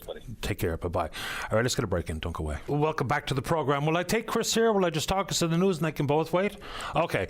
So, obviously, when an extended call, and I get shagged up with the break, and consequently, here we are. So, still another full hour left in the program. Today might be a good day to get on. We have a couple of callers in the queue. Mentioned off the top of the show that some of the wildfire concerns also are applicable to the Canada Games. Some of the outdoor venues, if the air quality is so poor, there have been examples in the past where certain sports did not even take place at the Canada Games because of things like event disruptions with things like wildfires, what have you. So we mentioned sailing. The location for the sailing, I don't know if there's a plan B in place, but we're going to get an update on that right after the news. There's also a caller in the queue who wants to talk about St. Clair's emergency room, and then we have a caller with the Shadow Minister for Employment federally. That's Garnet Genius. He's the Member of Parliament representing the Conservative Party of Canada for Sherwood Park, Fort Saskatchewan, I think, is the end of that riding's name. So let's take a break for the news. When we come back, those three, and then you. Don't go away. You're listening to a rebroadcast of VOCM Open Line. Have your say by calling 709-273-5211 or 1-888-590-8626 and listen live weekday mornings at 9 a.m. Welcome back to the program. Let's go to line number 2 and say good morning to the venue lead for the Canada Summer Games at the Yacht Club. That's Chris Gerard. Good morning, Chris. You're on the air. Good morning, Patty. How are you doing? Excellent. How about you? I'm doing fine. So I just wanted to call. We're up here now setting up the initial setup and fit out for the Canada Games sailing competition at the Royal Newfoundland Yacht Club in Long Pond, Conception Bay South. It's a really beautiful day up here, and we're really looking forward to, the over 50 athletes and 100 volunteers and the support vessels and all the support folks from the Royal Newfoundland Constabulary, RCMP, Coast Guard, Marine Institute. It's just going to be a very exciting competition here in Conception Bay South, and we're just getting ready for it here now. And there's just a couple things to pass along, if you don't mind, Patty. Go ahead. Yeah, so, for recreational boaters in the area, you'll notice that there is that increased presence from support vessels like the RCMP and the RNC. They'll be maintaining the perimeter around the race courses. Recreational boaters are also advised that the public launch on Greenslades Road, that's next to the yacht club, will be closed for the remainder of the week. So starting tomorrow, barriers will be up. That's for the safety of the athletes, but also for traffic congestion on Greenslades Road, not only just for the games itself, but for emergency response should we need it. Yeah, there's going to be a bunch of things people are going to need to be aware of as they try to navigate the region during the Canada Summer Games. We're happy to offer those tidbits of info here on the show. We hope that there's no impact on this particular competition because of air quality. I know we heard from Karen Sheriffs saying that there's not really a plan B in place, and there are examples of some competitions not getting off the ground at the Games because of event location disruptions. Is there been any further conversation about what if air quality doesn't cooperate? From my perspective, no. I'm not at that level of decision-making within the Games committee to advise on that. But I do know that, up here over the past couple of days with the fires that have been happening in the Holyrood area and Conception Bay North, that the air quality is not that bad. You do have that light smoke, as was mentioned in your forecast there previous.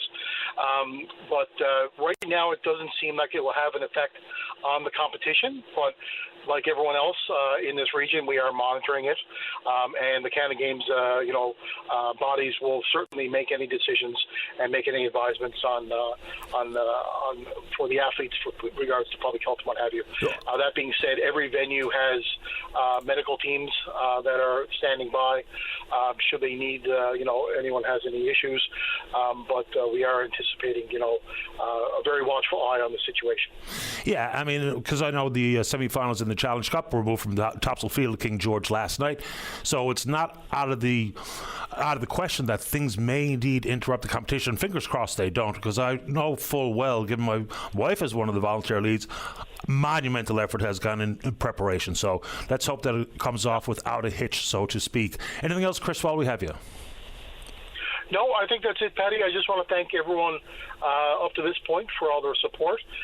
It's been an incredible community effort, not only from the Canada Games, but from the town of Conception Bay South, the city of St. John's. It's just been incredible that, to be able to put this competition off here, to host the games, and we do have a provincial sailing team this year. A lot of effort went into doing that because at the last games in Niagara, we did not have a sailing team.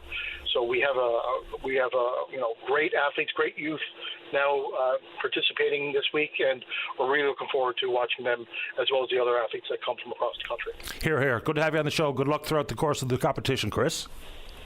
All right, thanks, Patty. Thanks, everyone. Take care. You're welcome. Bye-bye. Let's keep rolling here. Let's go to line number 1 and say good morning to the Conservative Member of Parliament in Sherwood Park for Saskatchewan and Alberta. And he's also the Shadow Minister for Employment. That's Garnet Genius. Garnet, you're on the air. Thank you so much, Patty. It's great to be with you. Happy to have you on the program. Dave, do I have a compromised phone line here with Mr. Genius? Yeah. I tell you what, Garner, we've got a gremlin in the system. Is it possible for you to call Dave right back so we can get a clear phone line? Yeah, I'll call right back. Okay, same number. please do. Thank you. All right, that's unfortunate. Let's keep rolling here. Line number 3. Caller, you're on the air. Hello. Hi there. I'm calling about the condition that's at St. Clair's. Okay.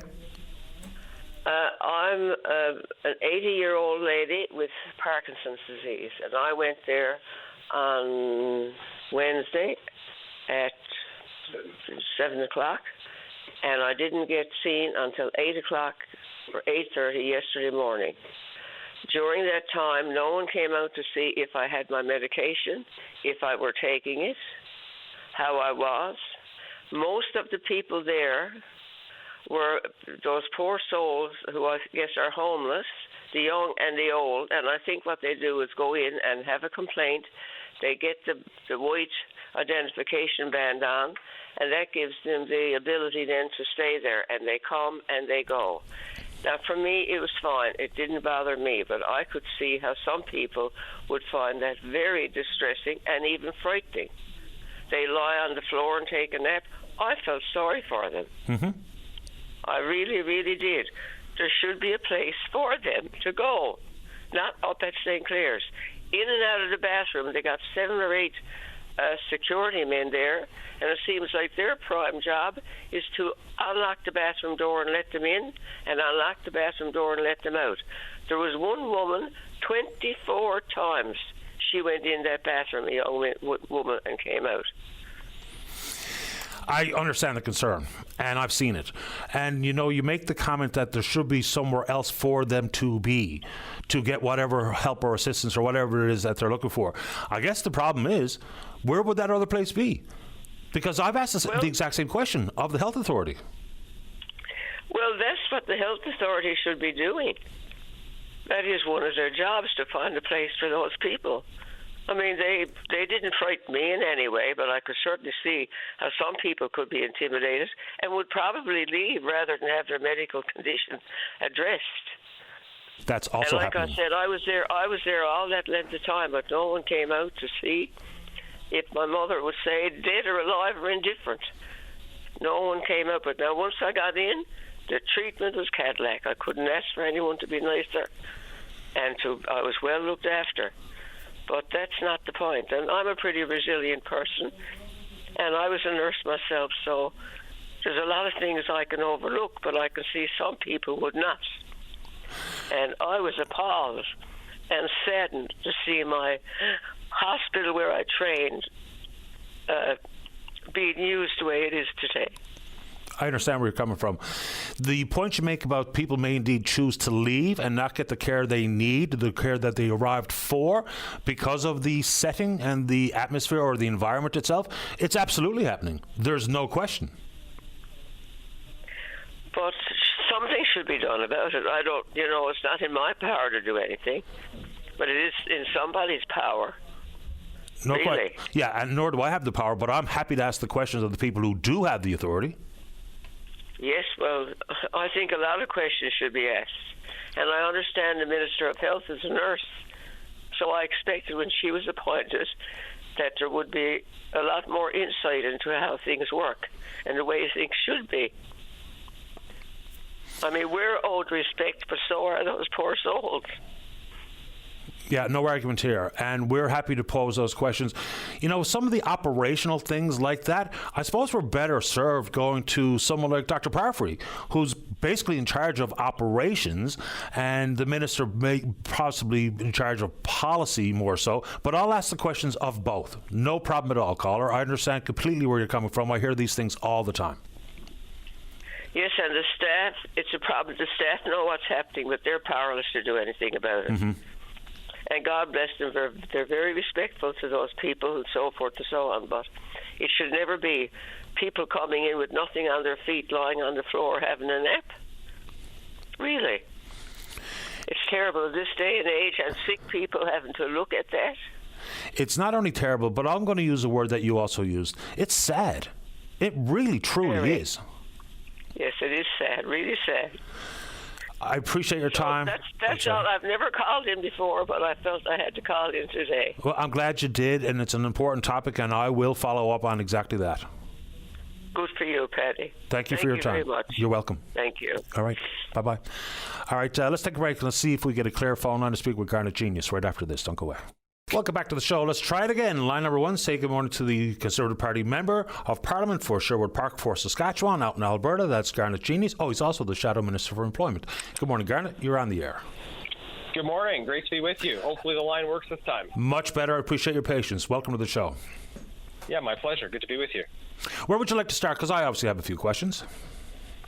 Well, yeah, so I'm in St. John's here in Newfoundland today and having some great meetings talking about the job situation. We're facing an unemployment crisis across the country, particularly affecting young people. The national unemployment rate for youth is over 14%. It's over 17% here in Newfoundland. You've got overall the highest unemployment rate in the country. So I'm talking to people here, understanding what the challenges and the needs are, what we can do at the national level to address this. We put forward a motion at a parliamentary committee right before the summer break to have a summer study of youth unemployment. We wanted that committee to be able to work through the summer, and unfortunately Liberals said no. Liberals shut down the meeting and blocked having a summer study on youth unemployment, but we're still doing the work on our own outside of the committee, so concerned about the impact of high unemployment on young people, and trying to understand from businesses, others here in Newfoundland, what they're looking for from the national government to address this. Are you pointing, or is the party pointing their finger at specific issues as to why the youth unemployment numbers are what they are? And they're even worse for men than they are for women, I will acknowledge that. So are we looking at root causes that you'd like to discuss? Well, absolutely. I think I would identify two areas of policy. One is economic policies of the federal government that have deterred investment and made it harder for businesses to start and grow and create opportunities for young people. So that's one issue. And another issue is immigration policy. It's not the whole picture, but it's certainly part of the picture.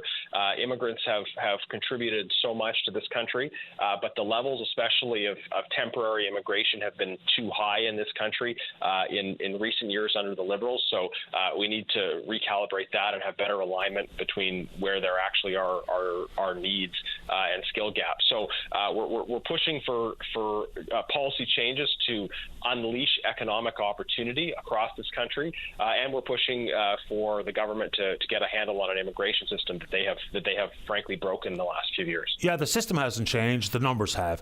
Now, of course, the Liberals have indeed dramatically cut immigration numbers or targets, whether it be international students or permanent residents and the like. And some of that problem also lies in the private sector, I would suggest, Mr. Genius. I'll get your perspective on this.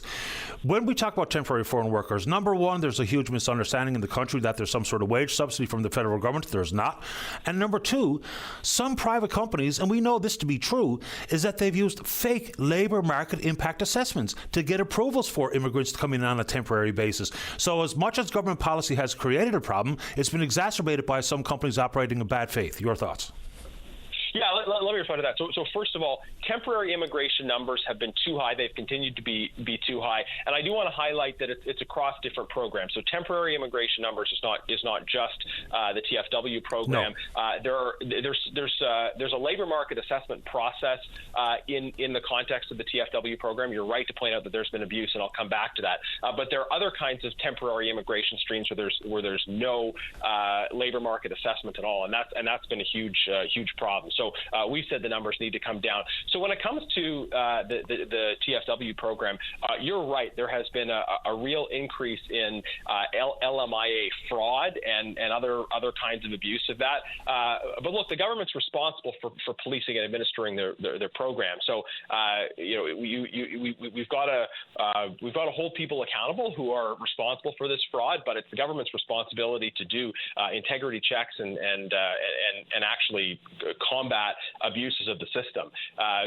Right now, the way the process works is businesses have to advertise to see if they can hire someone locally first. But there's been a lot of cases of abuse of that, and certainly this is something Conservatives have been pursuing, increasing crime in general in the country and LMIA fraud. So look, the government has allowed an increase in temporary immigration across different categories and LMIA abuse to occur and increase. I think the point I was attempting to make is because of whether it be the government policy itself, immigration targets. We know there's like 4 or 5 different silos of immigration numbers here in this country, and then you add in the private sector abuse or fraudulent use of the Labour Market Impact Assessment. What that has resulted in is people not being mad at the companies, people not being mad at the government, people being mad at the immigrant. And I think that sentiment is pretty well held right across the country. And I'm not suggesting me or you or Dave Williams, who you spoke to earlier, is part of that, but we can sense it, we can smell it, we can hear it, we can feel it. And so that's where I would hope into the future, including at election cycles, is that we focus in on what contributes to these issues versus the person who all of a sudden we think they came here to steal my job, when that's not really why anybody came here. If you came here as a targeted, skilled person for one specific job or another, that's a different conversation. But the way we talk about immigration here has been sidetracked or hijacked or whatever the right phrase is, because we're not talking about the policies necessarily. We're not talking about the private sector. We're talking about the immigrant himself. And I think that makes it very problematic politically and societally. Yeah, here would be my take on it. So I don't blame anyone for wanting to come to Canada. No. This is a beautiful country. It's a great place to live, and especially for people that are living in poverty in other parts of the world, absolutely understand their desire to come here. And there's more people who want to come here and want to come and work than our country can realistically accommodate, and we have to be prudent around that. So while affirming the contribution that newcomers have made, we also have to hold the government accountable for how they've managed the system. And I would say that the problem is when the government isn't doing enforcement properly around the LMIA fraud specifically, then you get bad actors, and then people start to see, well, there's just not enforcement, there's not policing of these rules. The rules might be on paper around what you're supposed to do, but there's not proper enforcement. So Liberals have really broken our immigration system, and I think you're right to point out how that has affected public sentiment. When I was first elected in 2015, there was just a lot of consensus around immigration because the system had been well managed in the previous period. Really, it had been there had been a consensus for decades around a lot of aspects of immigration policy, but now there's a lot of frustration, and I think the Liberal government that broke the immigration system needs to be held accountable. And look, the jobs issue, it's not just immigration. There's also economic policies that we need to talk about that have in the past under this current government really discouraged investment. So we also need to we need policy changes that allows business and economic growth, but immigration certainly is part of the picture, and the government is responsible for that. The numbers grew too quick, too fast. We weren't prepared. Even ask an immigrant. They didn't come here to not be able to get a home. They didn't come here to not be able to see the doctor. So, surveys of immigrants point out the same thing. Immigration in the broad scope is healthy and required.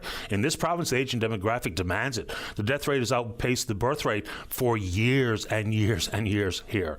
So that's my last thought on it. Oh, actually, one more. It's interesting when you look at it big picture, because here from the Canadian Federation of Independent Business, consumer spending is up in this country, but per individual, it's down. So they're quite concerned that any curtail of immigration numbers necessarily is actually good for the economy. And that's not from me, that's from Dan Kelly at the CFIB. So interesting points to factor into an already hugely complicated issue, whether it be the political divisiveness that comes from it and or economic impact, healthcare, housing, and all the rest of it. It's a fascinating conversation that I'm happy that we're having this morning. Anything else on that front? Because I do have... I'm sorry? Well, I appreciate the opportunity. I'll just say my focus as the employment person for our party is to think about those young people who cannot find jobs, and there are a lot of different factors: skills training, getting to where the jobs are, the availability of jobs in general, and opportunity growth. And you've got an aging population here, but you also have high youth unemployment, and so figuring out how to connect youth with those job opportunities. Part of it is encouraging investment and economic growth here in general, as well as just getting those policies calibrated right around immigration to make sure they align with what is our national interest. I'm hoping for jobs for youth because I'm the father of two of those people, of that demographic. Very quickly before I let you go, give me an example of one policy that would reinvigorate investment, which flees and ebbs and flows for a variety of reasons, whether it be the Inflation Reduction Act in the United States, whether it be with some policies in this country, whether it be with tax rates more favorable elsewhere, those types of things. So give me an example of one policy that would trigger or spur on further economic growth, of which we absolutely dire straits in need of. Yeah, so let me focus on one issue that I know we in Alberta and you here in Newfoundland have in common, and that is recognizing the importance of the energy economy. Liberal policies, production cap, Bill C-69, various other anti-energy policies that the Liberal government has put in place have really deterred investment and held back opportunities that would have and if changed could still create economic opportunities in my province and here in Newfoundland. We've got so much in common between the West and the East in terms of that appreciation of the value of energy. And one of the things we're highlighting in Parliament is that the best way to get major projects done, a critical step is repealing Bill C-69 that makes it very difficult for major projects to move forward. So that would be one area I would zero in on as important to both of our provinces. Interestingly, probably the largest oil field in this province's history and the possibility of is Bay du Nord, green lit. They can't make a final business investment decision. And just help me square this circle. You know, in your province, investment in the oil sands is up. Record production, record revenue, record profit. You know, brand new twinning of the Trans Mountain Pipeline, Kitimat up and running, LNG Canada Phase 2 approved but not being acted upon. So there's a lot of action in our energy sector, and even if Bill C-69, which, you know, the industry likes regulatory certainty, number one. So, but with the things that are advancing at pretty impressive numbers in your province, outside of 69, what's actually anti-energy policy? Well, so outside of Bill C-69 is a big caveat, and look, we've got a provincial government, other leaders that are trying in my province, but Bill C-69 is critical. It's critical to repeal it. It impedes transportation around energy as well. So I think that's just so central, and it's important out here as well. But production caps. The other thing is just this it's an emissions cap. Question around the hidden the hidden carbon tax, right? So the Liberals with great fanfare said they were getting rid of the consumer carbon tax that they had initially imposed, but they continue to support an industrial carbon tax, and Mark Carney deeply believes in the carbon tax, and I think pretty clearly is going to try to find ways of imposing more costs on consumers indirectly in ways that are not as sort of publicly visible as the consumer carbon tax, the direct consumer carbon tax was. But we're going to continue to see these costs imposed, and that's going to hit our energy sector particularly, and that will have big implications for employment. Conservatives are calling for the repeal of the industrial carbon tax as well. We've been clear and consistent, always opposing carbon tax policies, whether they're visible and direct, or whether they're indirect carbon taxes that you still have to pay but can't see. Yeah, that's the recent history. But carbon tax, price on carbon, those types of things was a conservative piece, was a conservative policy. The market and having the market adjust to reflect the economy and business needs and wants was pretty much a conservative thing for a long, long time. And I know that you know that, and we needn't belabor that point. I'm late for the news. Well, What? Okay. And you're welcome to come back on. Agree to disagree on that, but I appreciate the Conservative Party of Canada has always been very consistent on the issue of the carbon tax. I welcome you back when we uncover things like that might add to the cost for consumers, whether it be energy industry related or not, and I appreciate your time this morning. Thanks for having me on. You're welcome. Bye-bye.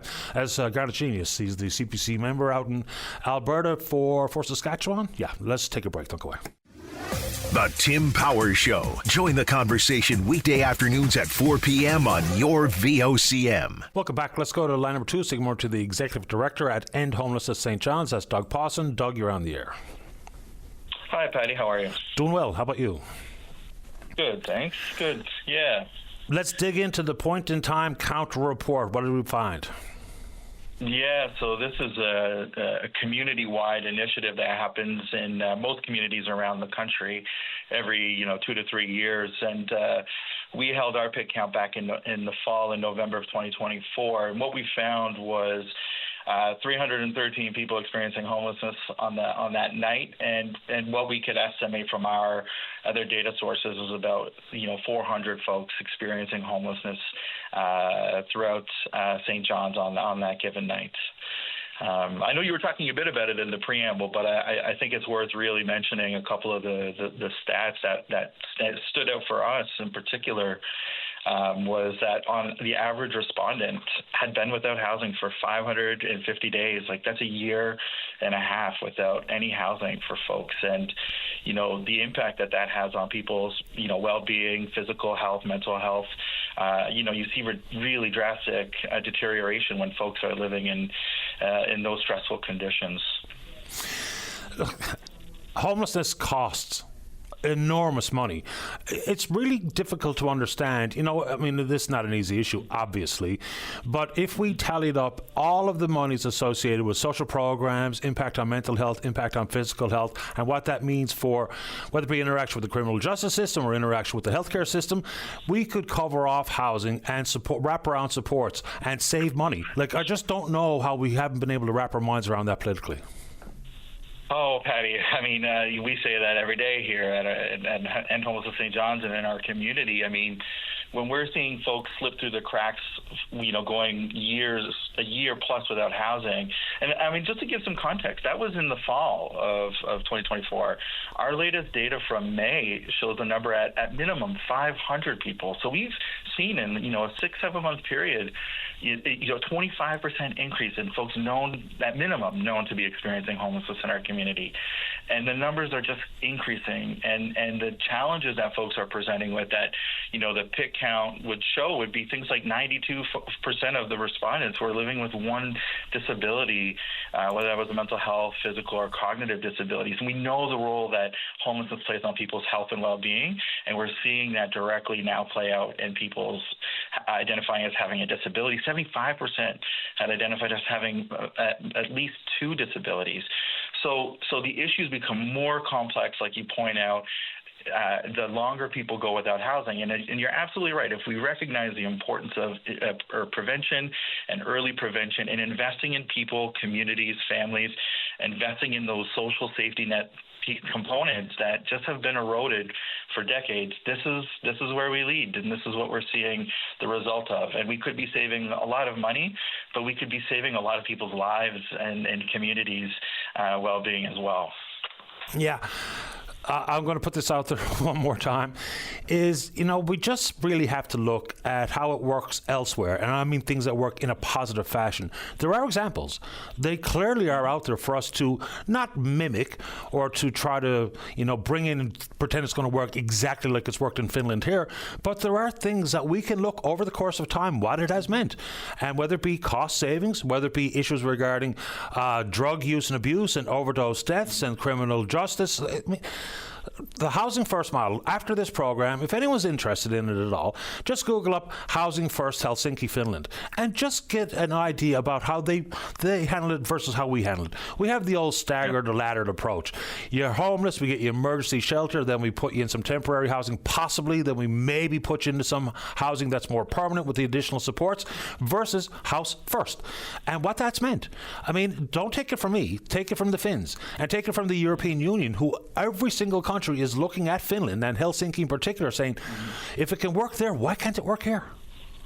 And you're absolutely right, Patty. And I'd add to that was a decade-long commitment to getting to that point too, right? So a lot of it is, I've said to you many times that homelessness is a public policy choice, and it's a failure of public policy, like you've described.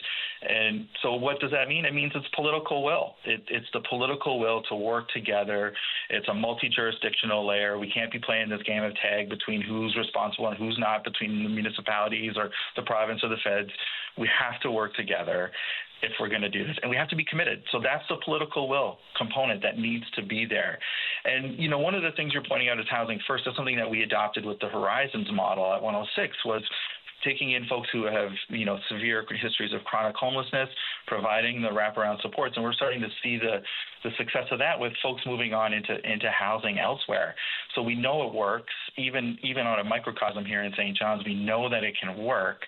The challenge is the need is so great that you could fill Horizons 4 or 5 times over with the amount, just of folks we know to be experiencing homelessness, not even those who are precariously housed, couch surfing, and the folks that we know who are sleeping rough now has never been higher either. Like in July, our outreach team visited 27 locations where people were sleeping rough in St. John. So the issue is it's a chronic emergency issue, and we have to start treating it like that. We have to start recognizing that this is not going to get better if we don't create wholesale change. Tinkering around the edges isn't going to work any longer. Never has, probably never will. Doug, always appreciate your time. Thank you. Yeah, thanks, Patty. Appreciate your time as well. Take care. Bye-bye. Doug Pawson at End Homelessness St. John's, of course, Executive Director. Final break of the morning. Don't go away. Welcome back. Let's go to line number 6. Good morning, Harry. You're on the air. Hi, Patty. Can you hear me? I can hear you. Is it okay? Oh, awesome. I want to talk about there's so many topics, and a great show, by the way. Thanks. I want to talk about I'll call it the mighty Churchill River. There's so much power to be developed and available. But it's just, to start off, if Quebec tells us that we are the beneficiary, you kind of wonder, if I was to tell you that you're going to benefit from something, maybe I should question that. Anyway, just to move on, I'm just wondering, I listen to your show every day. I'm just wondering, Patty, if we lock our resources, say, out of our province in contracts to sell power, because I truly believe, Newfoundland Labrador is going to flourish in what's that contract, 50-something years or something? That's right. And if we don't have the power, how can we grow? We got the land and resources. We got the deep water ports. We got everything going on here, or potentially. But if we can't have the power because we contracted it elsewhere, how are we going to survive? Or not? Well, we'll always survive. But how we're handcuffing ourselves, I think, with this MOU, and it's only an MOU yet, but I'm just curious, why couldn't we lease or sell the land? We got tons of it, to industry, get everybody working, but if we don't have the power, we're like I said, handcuffed. Yeah, there's a lot to that.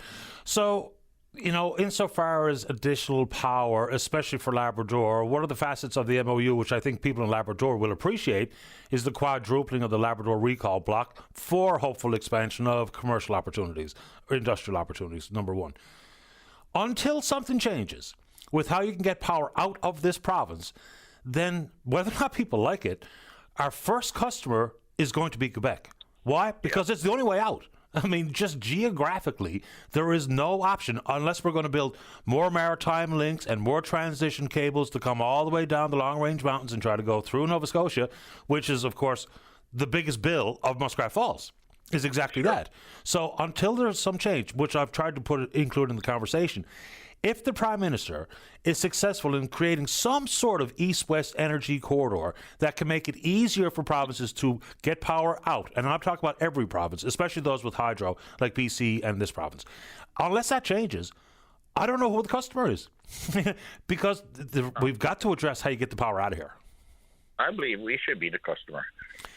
And we are. Like, for instance, even when hydro has gone around looking at anticipated power needs, it's hard to develop anything at that small scale beyond things like maybe small nuclear reactors, maybe the whatever kind of turbine they're going to put out at Holyrood, which is only 150 megawatts. Because if you try to develop more of the Churchill River, the next best option is Gull, which is 2,225 megawatts, of which we don't need as a province, and we'd be happy enough to sell it if we could get it out of there.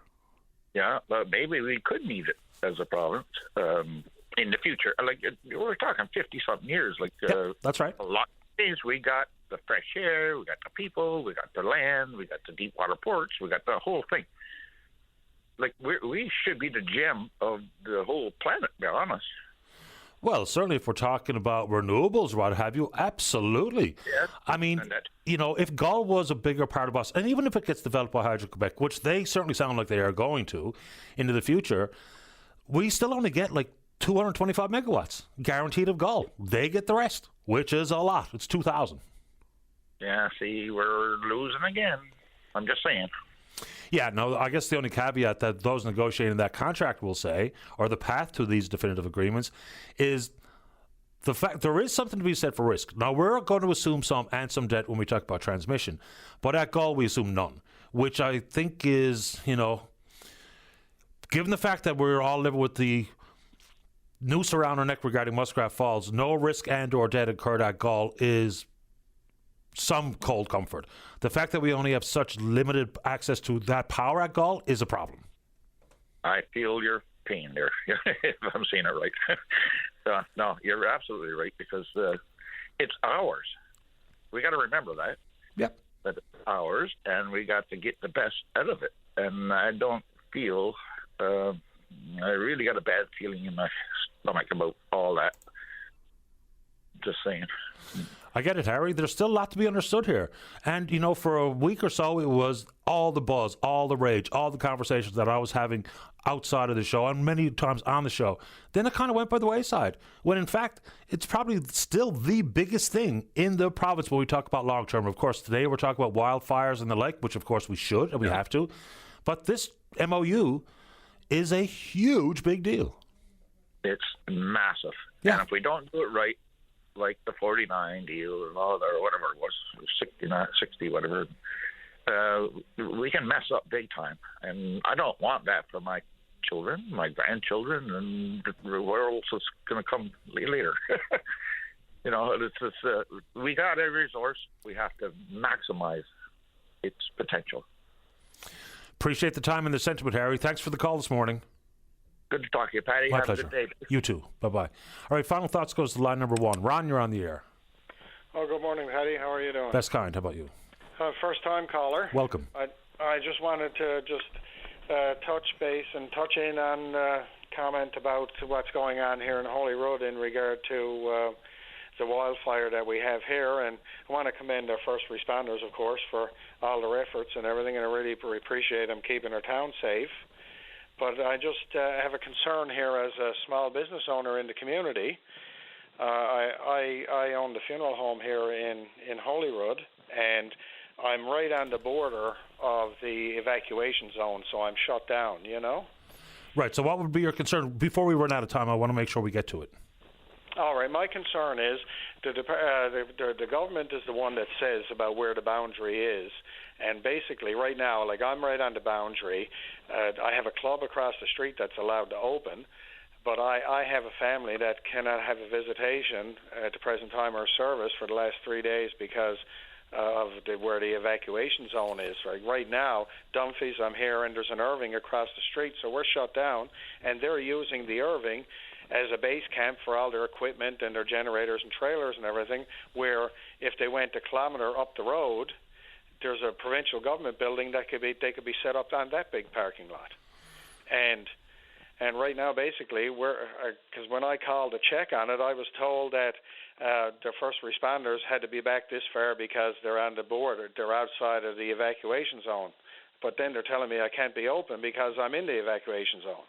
So anyway, I have a family now that their mom is here resting for the last, few days, and wanting to lay her to rest and have a visitation and a funeral, and we cannot do so because I'm right on the edge of the border, but across the street from me, people can go in and have a beer.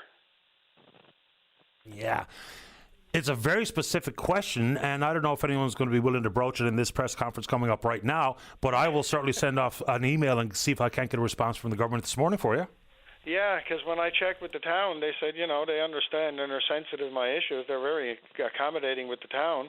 But like she said, their concerns is the safety of the town and not my business, Well, I'm not looking at it from a business point of view. I'm looking at it from a long-term member of the community has passed away, and the family had made travel arrangements and everything, and they want to lay her to rest. And it's just, we don't even have any smoke here now, Paddy.